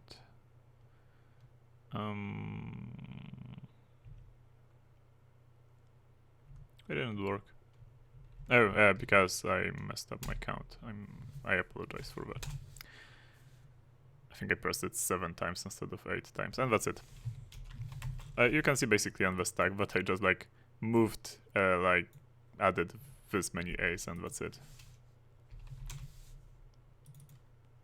This is why I store everything on a heap. Perfect. I love it.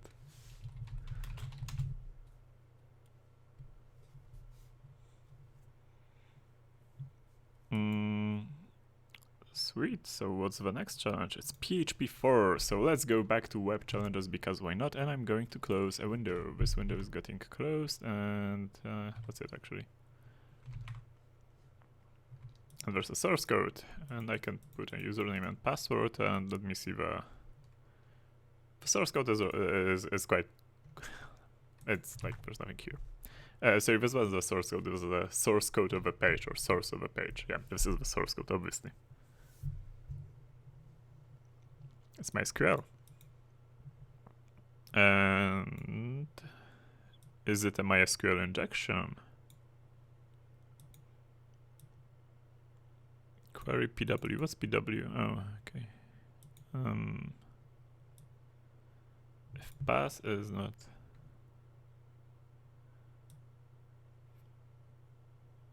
Okay, so it tries to fetch a user, and if it does fetch a user, then it sees if checks if the MD5 is actually equal to whatever is returned in this query, which means it's a SQL injection. The SQL injection is here, obviously, because you can. They do not escape user in any way, and user is taken. It's taken directly from the post value. Therefore, you can just send an SQL injection here, which is great. So I'm going to use curl for this one. Curl is my my tool of preference. Is the CURL or whatever you call it. Curl, I just call it. It's an HTTP library / command line tool, basically, which you can give it some stuff and it will actually send it to the server and it will get it back. When I do this, it will just send a request. It displays some information about the certificate because I gave it the -v option, which is verbose. So, what do I need to send? I need to send the user and the password. Let's calculate maybe MD5 of A. So MD5 sum echo -n, which is no new line, A. This is the MD5 I'm going to be using. Perfect. Now, -d is actually for data. It also sets curl into a post mode, which means it will send in post request instead of get request. And I'm going to set the user to something. This will be the SQL injection in a second. Apart from that, I'm going to set the password to capital A. Now, what will be the SQL injection here? Okay. First of all, I need to terminate this. Sorry, maybe I'm going to copy it to Vim to show you exactly what I'm doing. Though I do not have any Vim open, so let's name a file KrzaQ something, which is a perfect name for a file. Now what I'm going to do is instead of user, right, I'm going to put another apostrophe here, or quote, and then I'm going to do limit 0, which means it will actually not return anything. And then I'm going to do a union select, and I'm going to select the hash. Yeah, so I basically need to put this in, but I do need the backslashes to escape it. Otherwise, yeah. I'm sorry, did I forget one quote? Or what's going on? I think all of the quotes are actually in place. Why is it complaining? Life is never easy, is it?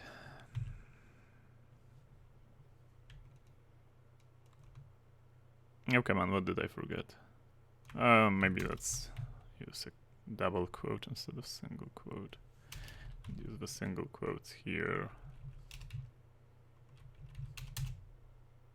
Yeah, logged in and the key is. So yeah, just a standard run-of-the-mill SQL injection basically. I have a key and I can use it here. Perfect.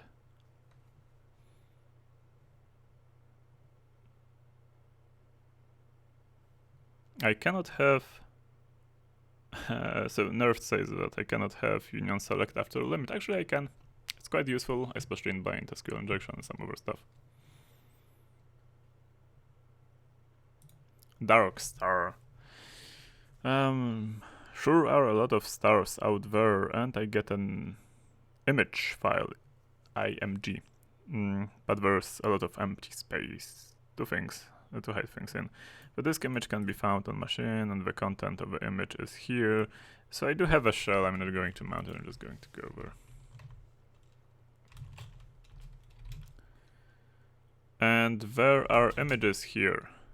Quite a lot of images. I'm going to mount it. Yeah, I'm going to mount it like totally. MNT. This should watch date. And I should mount it. question number 1, fdisk. -L for listing and darkstar img. It's not a, it doesn't contain a valid partition, which means it's probably a partition in itself. It is an X2 system, so again, what I do is I go to my blog, to the commands I usually forget, which is -n and C commands. Where is it? Commands I forget, and but actually no, I can just do mount -o loop something. Sudo mount -o loop and then darkstar image and some path, which is mnt, the directory I just created.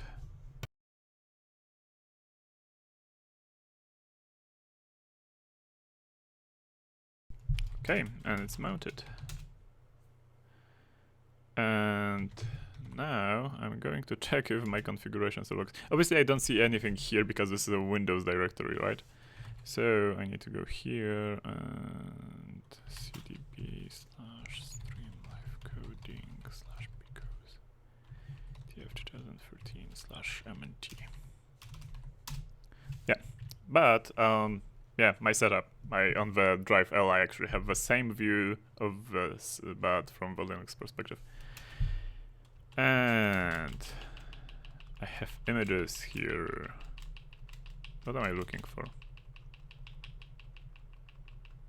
The images are quite small, aren't they? How many images are there? 200, and so I'm almost down scrolling through them. Okay. Let's see the size of the images. Is there anything standing out? Not really. No, I probably shouldn't do that. Create another directory. Let's recode it as PNG. As JPEG, and see. Suspiciously large, but let's see in the hex editor what's up.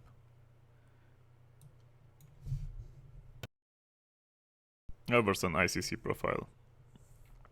So the ICC profile is basically a color profile. It's like this, that each display and each printer and each camera has like the sensors or the display configured in a different way, but there is some absolute color profile out there, and each device can have its own color profile, which tells how the colors differ from the absolute values, right, or the absolute profile of the colors. And if you have a JPEG image, for example, or a PNG image or whatnot, it can have a profile embedded in it of the display that it was created on, or the camera it was created with. And then the operating system, or actually the program, takes it and merges your profile, the profile of your display, with the profile which is embedded in the image, does some math stuff, and changes the image to look a little different. Thanks to what you have, you get displayed the image which most resembles what was like caught by the camera, or what the artist actually meant to create. Usually you ignore them on CTFs, just saying. Another question, what's at the end? FFD9. FFD9 is a good end of image in a JPEG. JPEG quality. Okay, what do? We do strings. Quite a lot of strings. At least 10 characters, maybe even 20 characters. And I'm going to sort them, -u. And I'm going to put them in some file, let's say a little here. And now we can look through it. Is there anything that resembles a flag? That's the question. Maybe the flag is somewhere else, obviously. It can be displayed, it doesn't have to be here.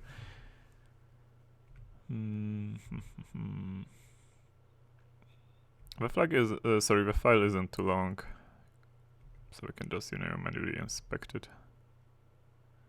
There is some metadata from, I don't know, Photoshop, or what is it? Whatever is it.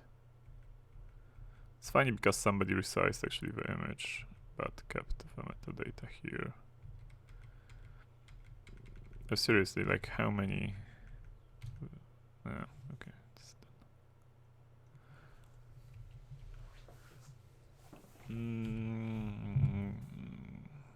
This says key, but it's not the key we are looking for, sadly.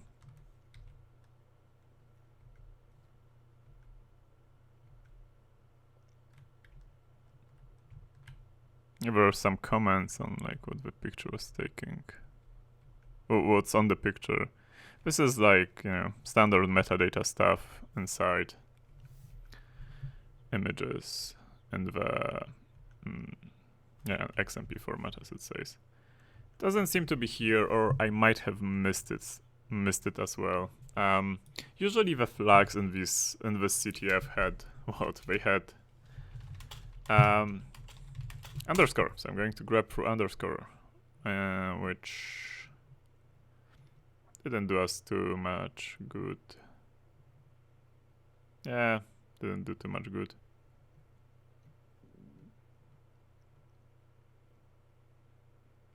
So what do I do now?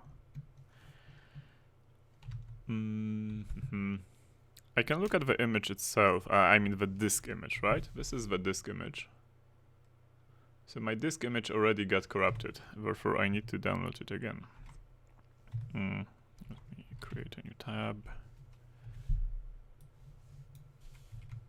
Maybe the flag is somewhere here.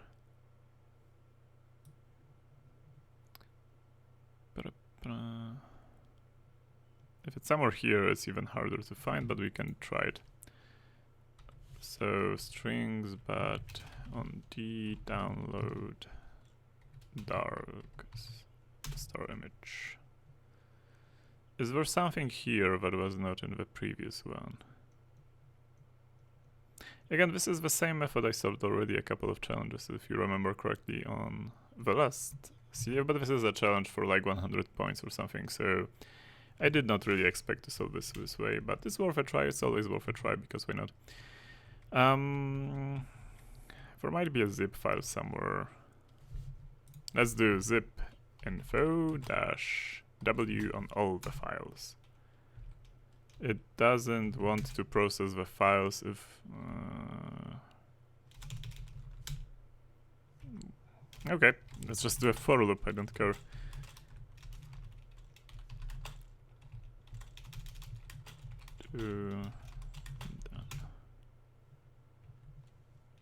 And I'm going to actually get rid of noise. Oh, everything is nice, perfect.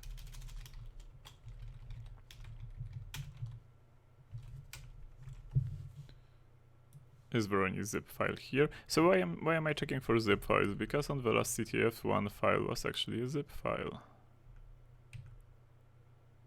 And of directory not found, Everything looks pretty similar. I'm just visually inspecting it, I'm not reading everything, obviously.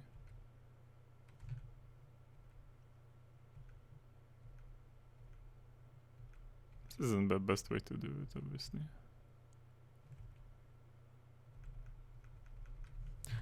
Yeah, I think the better way would be just to unzip everything. And see if any new file appeared.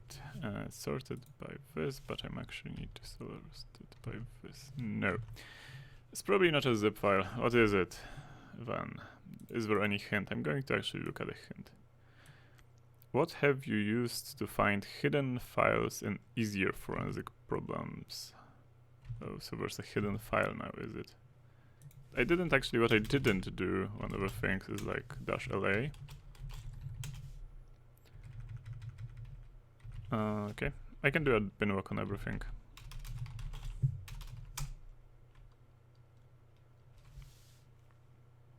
My binwalk is absolutely useless. It doesn't even detect the JPEG file. I need to install the new version of binwalk. binwalk is a tool which is supposed to find files inside files. It's mostly for... these are false positives, by the way. Just ignore them. Yeah, files inside files is mostly for like... I think it was created for image inspections. By images, I mean drive images or like firmware images. Okay, Adrian says that I should use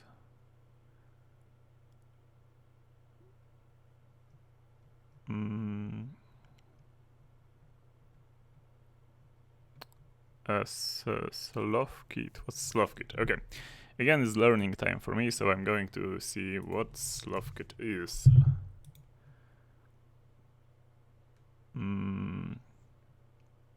Open digital. Slovkit. I have absolutely no idea what it is. Maybe I do know. Yeah, let's see what is it. So it's still downloading. Perfect. There are a million. Oh, I know what is it. I actually did.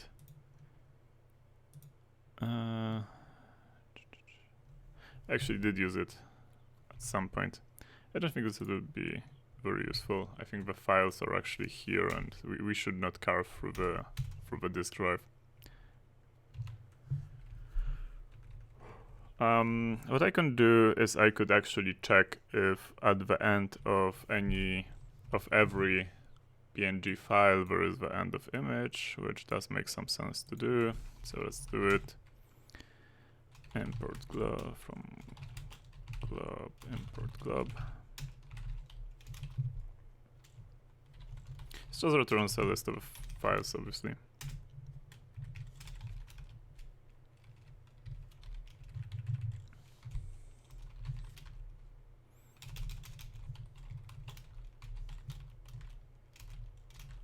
This is Linux, so I don't need to specify what I want a binary file. So this will load all the files into K. And I should have 200 files in K. Perfect. Now, I'm actually going to filter the files which the two last bytes. Sorry, is this the two last bytes? I hope it is not equal to XFF XD9. Okay. Yes, in general, this is what I wanted. This is not what I wanted, though, is it? First things first. Am I really doing it in a correct way, as in ASDF, and I want to... No, that's incorrect. It should be like this. Yeah. I knew I was not doing it correctly. Cool, and now I want it in M. Then M is 0, so all the files are actually ending with FF and D9. So that's not it.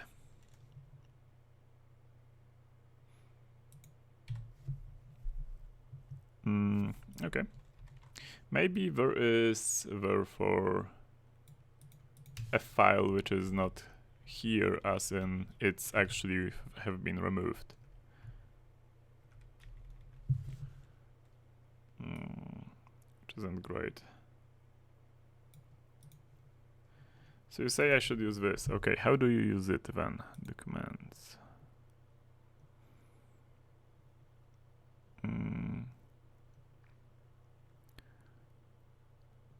I probably would have to really do...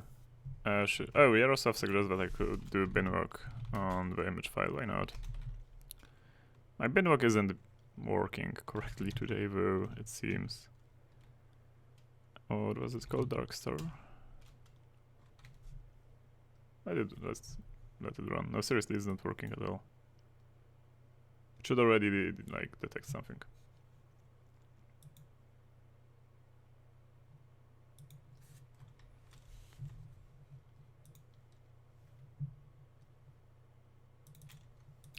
You also mentioned Foremost. It's a recovery tool.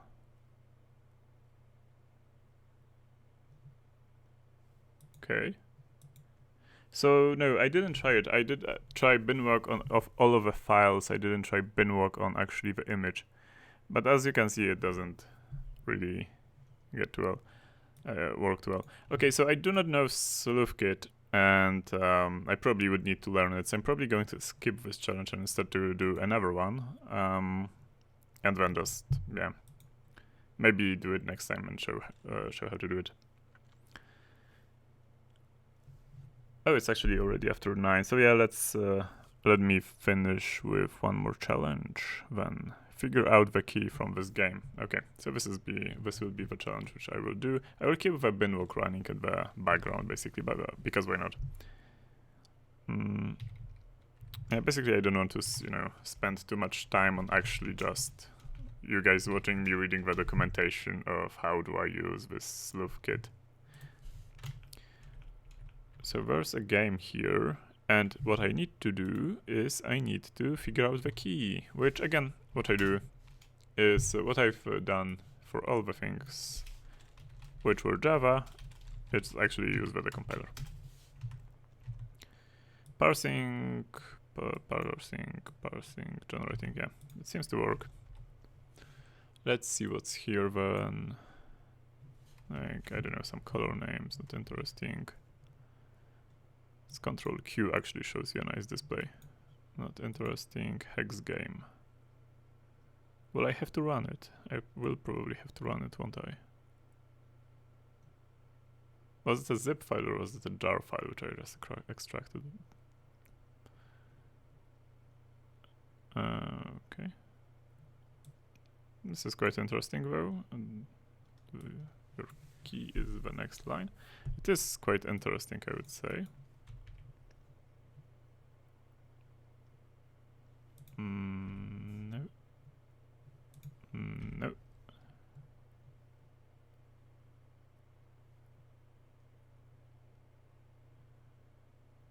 Okay. I probably need to run it. I have absolutely no idea what it does.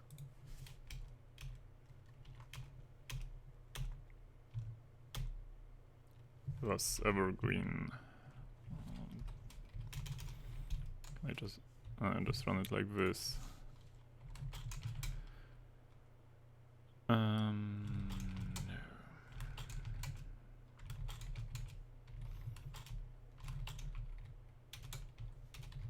Java class. No class. How do you say it? Like jar? Was it jar or was it CP? It was CP. Evergreen. And what was the class called again?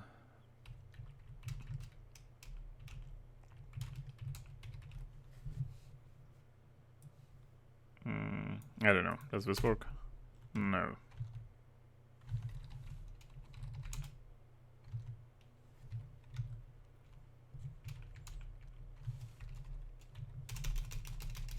Org picoCTF.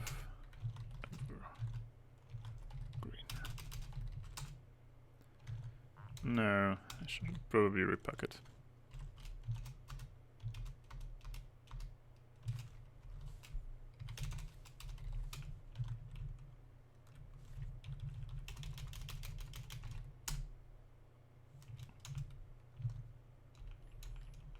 Okay then, how about I just run it from this directory?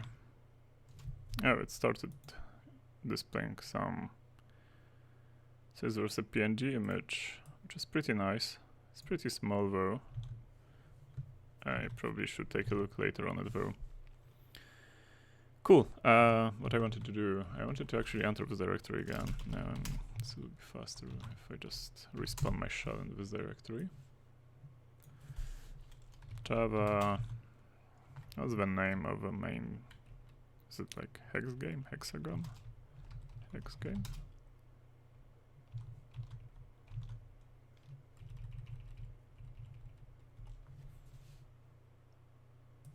Should be hex game, right? Cannot find a load main class. It has a. Why cannot it? Seriously. Yeah, I don't even Java, it seems. Let's just reverse engineer it without looking into how does it look like. Unless it would be super hard. I'm quite curious about this though. So I'm going to carve out this from the dark star with a hex editor. And excuse me, what was the address again? What was this address? So yeah. Yeah, it is really a PNG image. Huh, who would have known?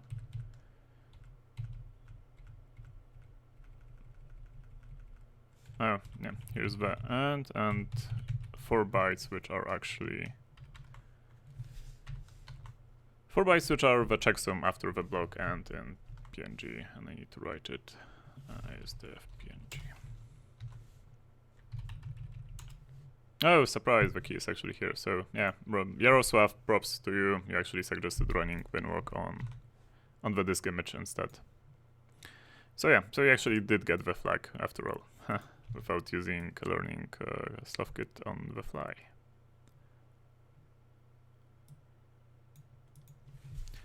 Stars hide your files. Was okay.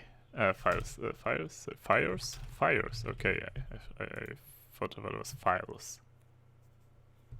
Perfect.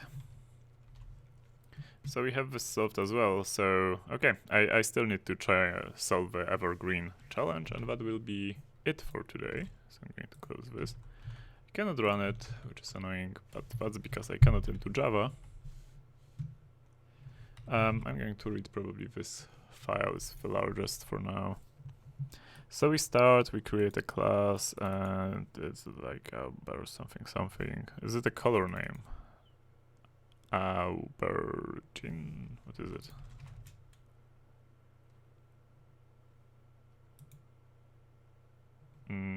Eggplant. Is it like eggplant color? Okay.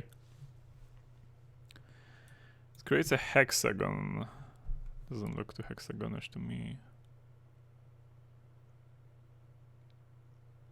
And then it inits the board and it populates the grid.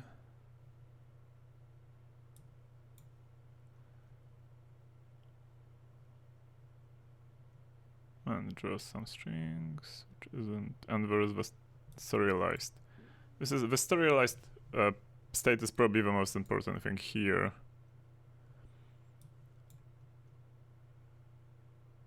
Because I'm probably going to display this. I like unserialize it and then display it. Aubergine is eggplant in French. I have absolutely no idea how to spell it though. How do you spell your name? Yeah, sorry, my English is actually terrible, as you can hear. Let's get back to not talking in English and just doing this. How do you get from... So it serializes the state, and if the state is this, then the key is on the next line. Okay, that's great. Having this, how do I serialize the state again? Excuse me. To serialize a state, I need to do this. And to do this, I need to do versus like what, 2 for loops. And S is a long, okay, so S is a long, so it takes bit plus 1 divided by 64. Why does it divided by 64? This is only 4. Oh, okay, because the position is probably, okay. Bit, what's bit? No, seriously, what's bit? Bit is 0, and then we increment bit by 2.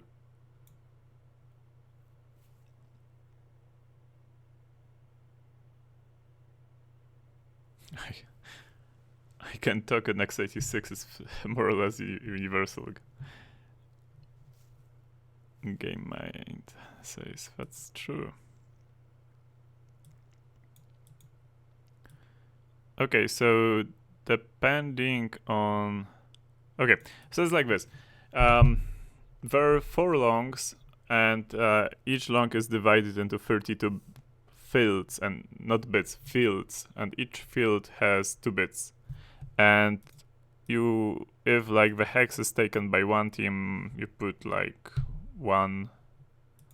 You put something in the bit number 0, and otherwise, in bit number 0, and otherwise you put in bit number 1 in that field. So this is how you serialize it.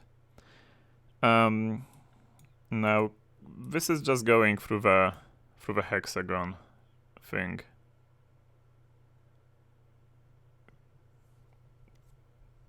Okay, so I understand it.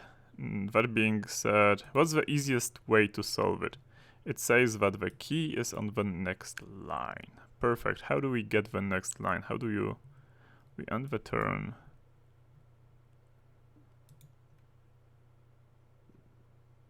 I absolutely have no idea what this game does. Can I compile it?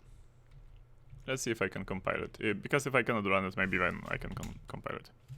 Probably cannot compile it though. I do have Java C, right? I do have Java C. Come on, I do have Java C. That's probably not going to be it. Yeah. Sorry, that's bin actually. That's Java, and I want Java C, which is Java compiler. Can I compile all the JAT files? Can I rename the JAT files? I actually need to close my... yeah. This is starting to look like a real CTF challenge. Like... no, I cannot because of reasons actually. Should I actually compile it being in like a directory?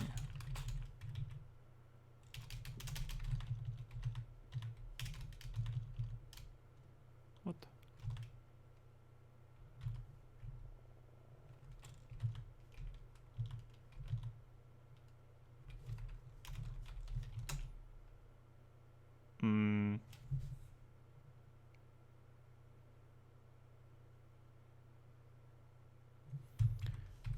Maybe I should actually use this version of Java after all.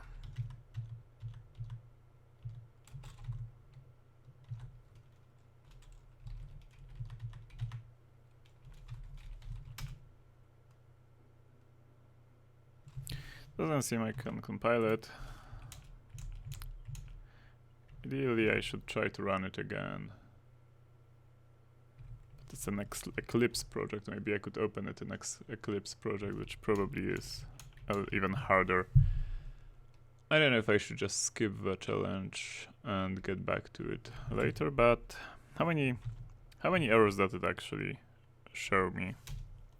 Maybe it's I'm panicking a little and I can actually compile it, but I should try one file at a time. We're going to remove original class files because why not? They are probably going to be useful anyway. Yes, I did say they are going to be useful, but yeah, for the time being, I'm just going to remove them anyway. Sorry, JDK.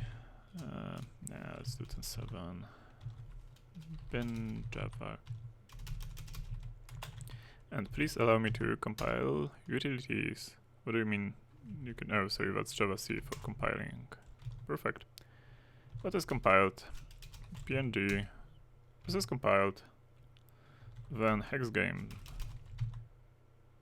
First hexagon maybe. Utilities. Cannot find symbol. Why cannot you find symbol? Sorry, that was hexagon, right? Package. And I want to import utilities. Yeah. Does this work? I cannot enter Java, but maybe it will work. Utilities does not exist because it's actually...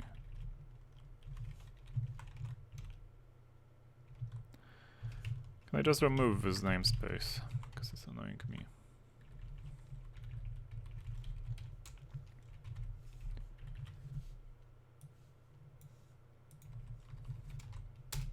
Okay.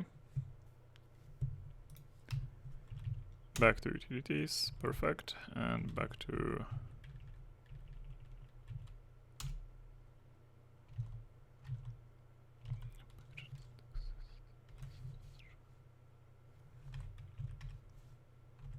No, I have this file already opened. Do I really need to import it then? Okay, it compiles now. That's good. So I'm going to actually remove a package annotation from all the other files. I'm actually doing it off screen because it's not worth dragging the window just to show you that I'm removing one line in every file. Cool. Whatever files were there, PNG something, cool. What do we have compiled? What do we have not compiled? Draft is not compiled yet. And okay, draft is the problematic one, so I'll get to it later. Game status does compile. Hex game, I think it's one of... no. So draft, we have everything compiled apart from draft. Why does it create a... sorry, is this just a warning? Or is it an error? No, it's an error. Why does it actually create the draft? No, it didn't create the draft. It did, however... Yeah, I need to compile draft before I compile this. How do I compile draft then? What does it complain about? 11. Draft. Line number 11. Public class draft extends enum. Why cannot it extend enum? Sorry.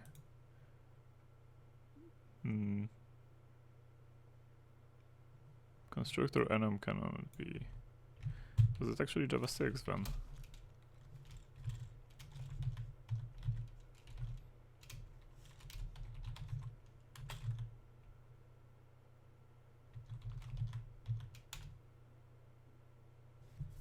No, that's even worse.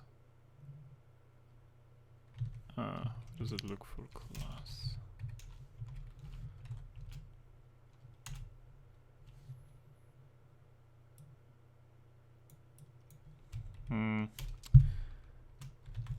Cannot recompile it, just annoying.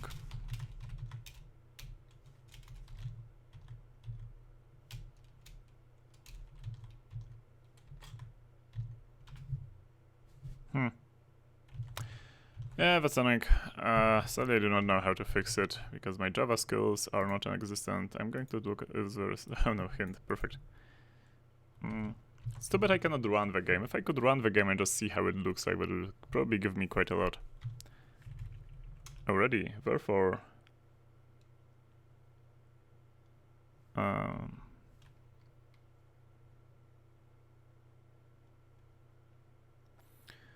Okay, so you guys do propose what should I do to actually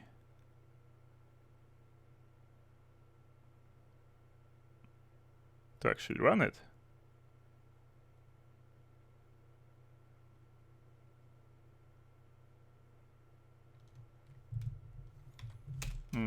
Let me recreate this directory. Okay, so you are proposing that I should do, for example, Java org picoCTF evergreen hexagon. Sorry, dot. Main not found.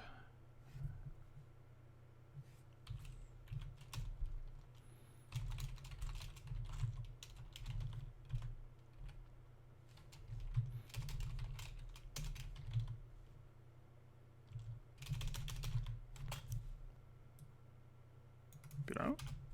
No.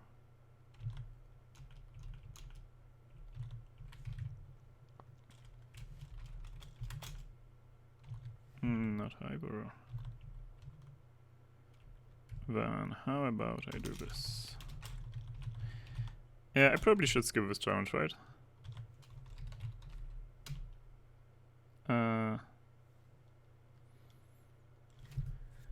Just unzip cd to bin. Okay, I'm in bin. And run. Oh, it's not hexagon, it's hexagame.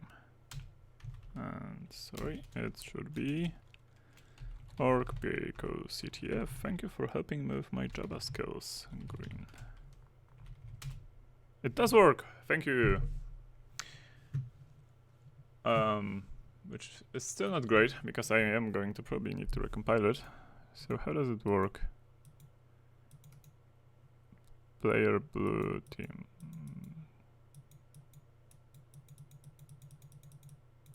How do you play this game?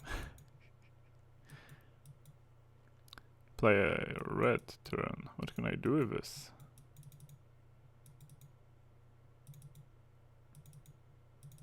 I have no idea how to play it, but okay. And what will it mean if the next line is actually... So yeah, you know, what I said there was like that the next line is going to be the flag. What does it mean?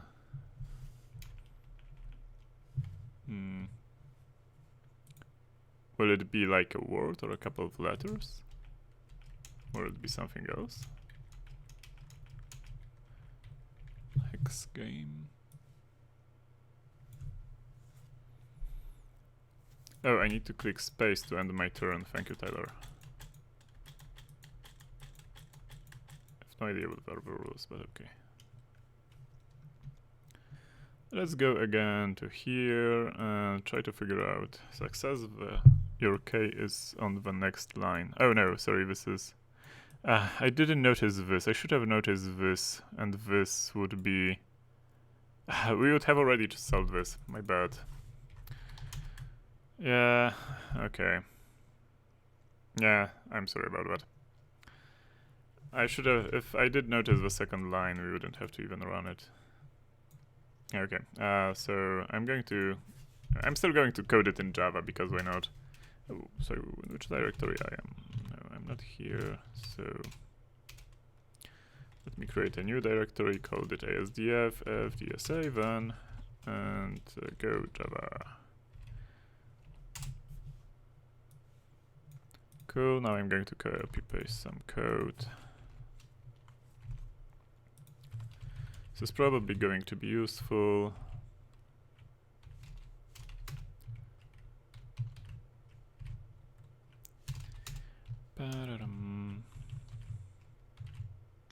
Yeah, that's also typical in CTFs. You just don't notice something and you just wander around aimlessly. And state string is what I need. If you notice that state string is actually like taking the same state, when this is the state, right? And it's going to... and it's building a string out of it, so I'm going to copy just this method.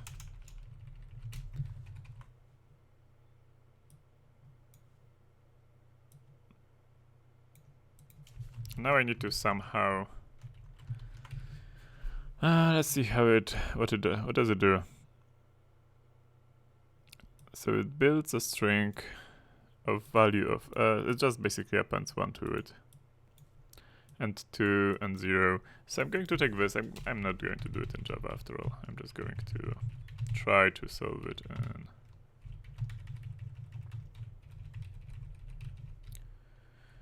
in Python. No, OX is actually cool. So as I said before, like these longs are basically split into 32-bit fields. Let's maybe do this. It's probably going to... No, it's probably going to take me more time to debug it than it's worth. So I take the first long, and then I encode the bits depending... So the bit is actually starting from 0 and is going 0 to and so on. Therefore, the first whatever is encoded in at the end. Cool. Therefore, this is 2 and this is 0. So if the hex team is equal 0, then emit 1. Can I do it in a smarter way? If the hex team is equal 0, then it emits bit on the second position, which is annoying. Yeah. For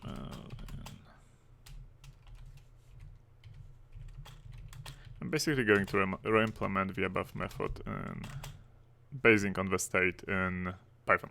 and that should give me the string which I need to pass as the flag. Okay, and now in L I have this. Now for I in range to 32, I did say we can do it 64. Sorry, that would be 0, 64, and 2. 2 means like skip by 2. Now I'm going to carve out from L, I'm going to shift it by I, and I'm going to carve out the bottom 2 bits, which is 3. Sorry, that's actually a bitwise end. And let's see what it gives me. Yes, I know I have extension Java, but I don't care.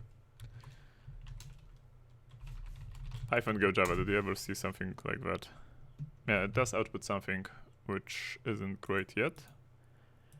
Because if I have team 0, it's supposed to output 1, it outputs 2 now. So if k is actually equal to, then I need some output string. Then do output 1, please.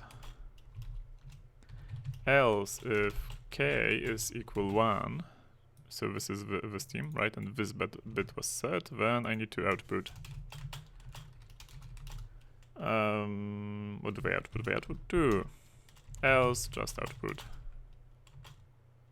0 and print my output.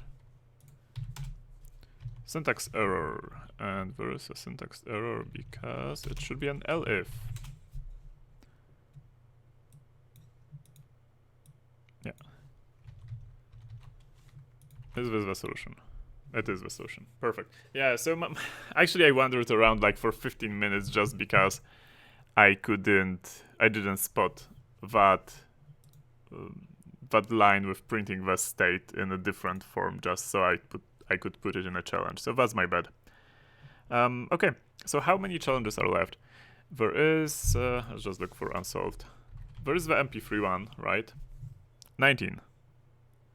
Then we have like some injection, black hole, core decryption, hardware serial, ROP, overflow, broken CBC, which this sounds like fun crypto, unless it's something else. No, it is a fun crypto. Python evils, format, mildly evil, and even more evil, and another overflow. So let's try to do it on another stream. Like, let's make the third part and try to tackle some of the challenges. I actually don't believe I will solve all of them during the next stream because, as you can see, we are getting harder and require more focus, more work. So yeah, let's see how it goes. I'm going to probably do the next one next week. So that's it. Thank you very much for watching. I hope you enjoyed some of the challenges some of my solutions to the challenges I showed you. Yeah, sorry for wandering around in 2 cases actually of 2 challenges, which took me way more time than they should have taken me. How many challenges did I solve today? So there were 19 unsolved and 57 solved. I am not good with math unless I do have Python with me. 38 now, so I think I did like 16 challenges today-ish, which isn't bad because the difficulty is growing. So thank you. Thank you, Tyler, for your support actually, and thank you for guys, for basically like folks, for well, throwing the tips on the channel. I actually did learn something today as usual. Thank you for staying late with me, and again, thank you to my moderator, KrzaQ, who actually helped a lot, and he stayed like all the time, and is like 3-hour stream almost, so yeah, thank you very much, KrzaQ. So that's it. Thank you, and see you next week, and I'm going to leave you with some background music.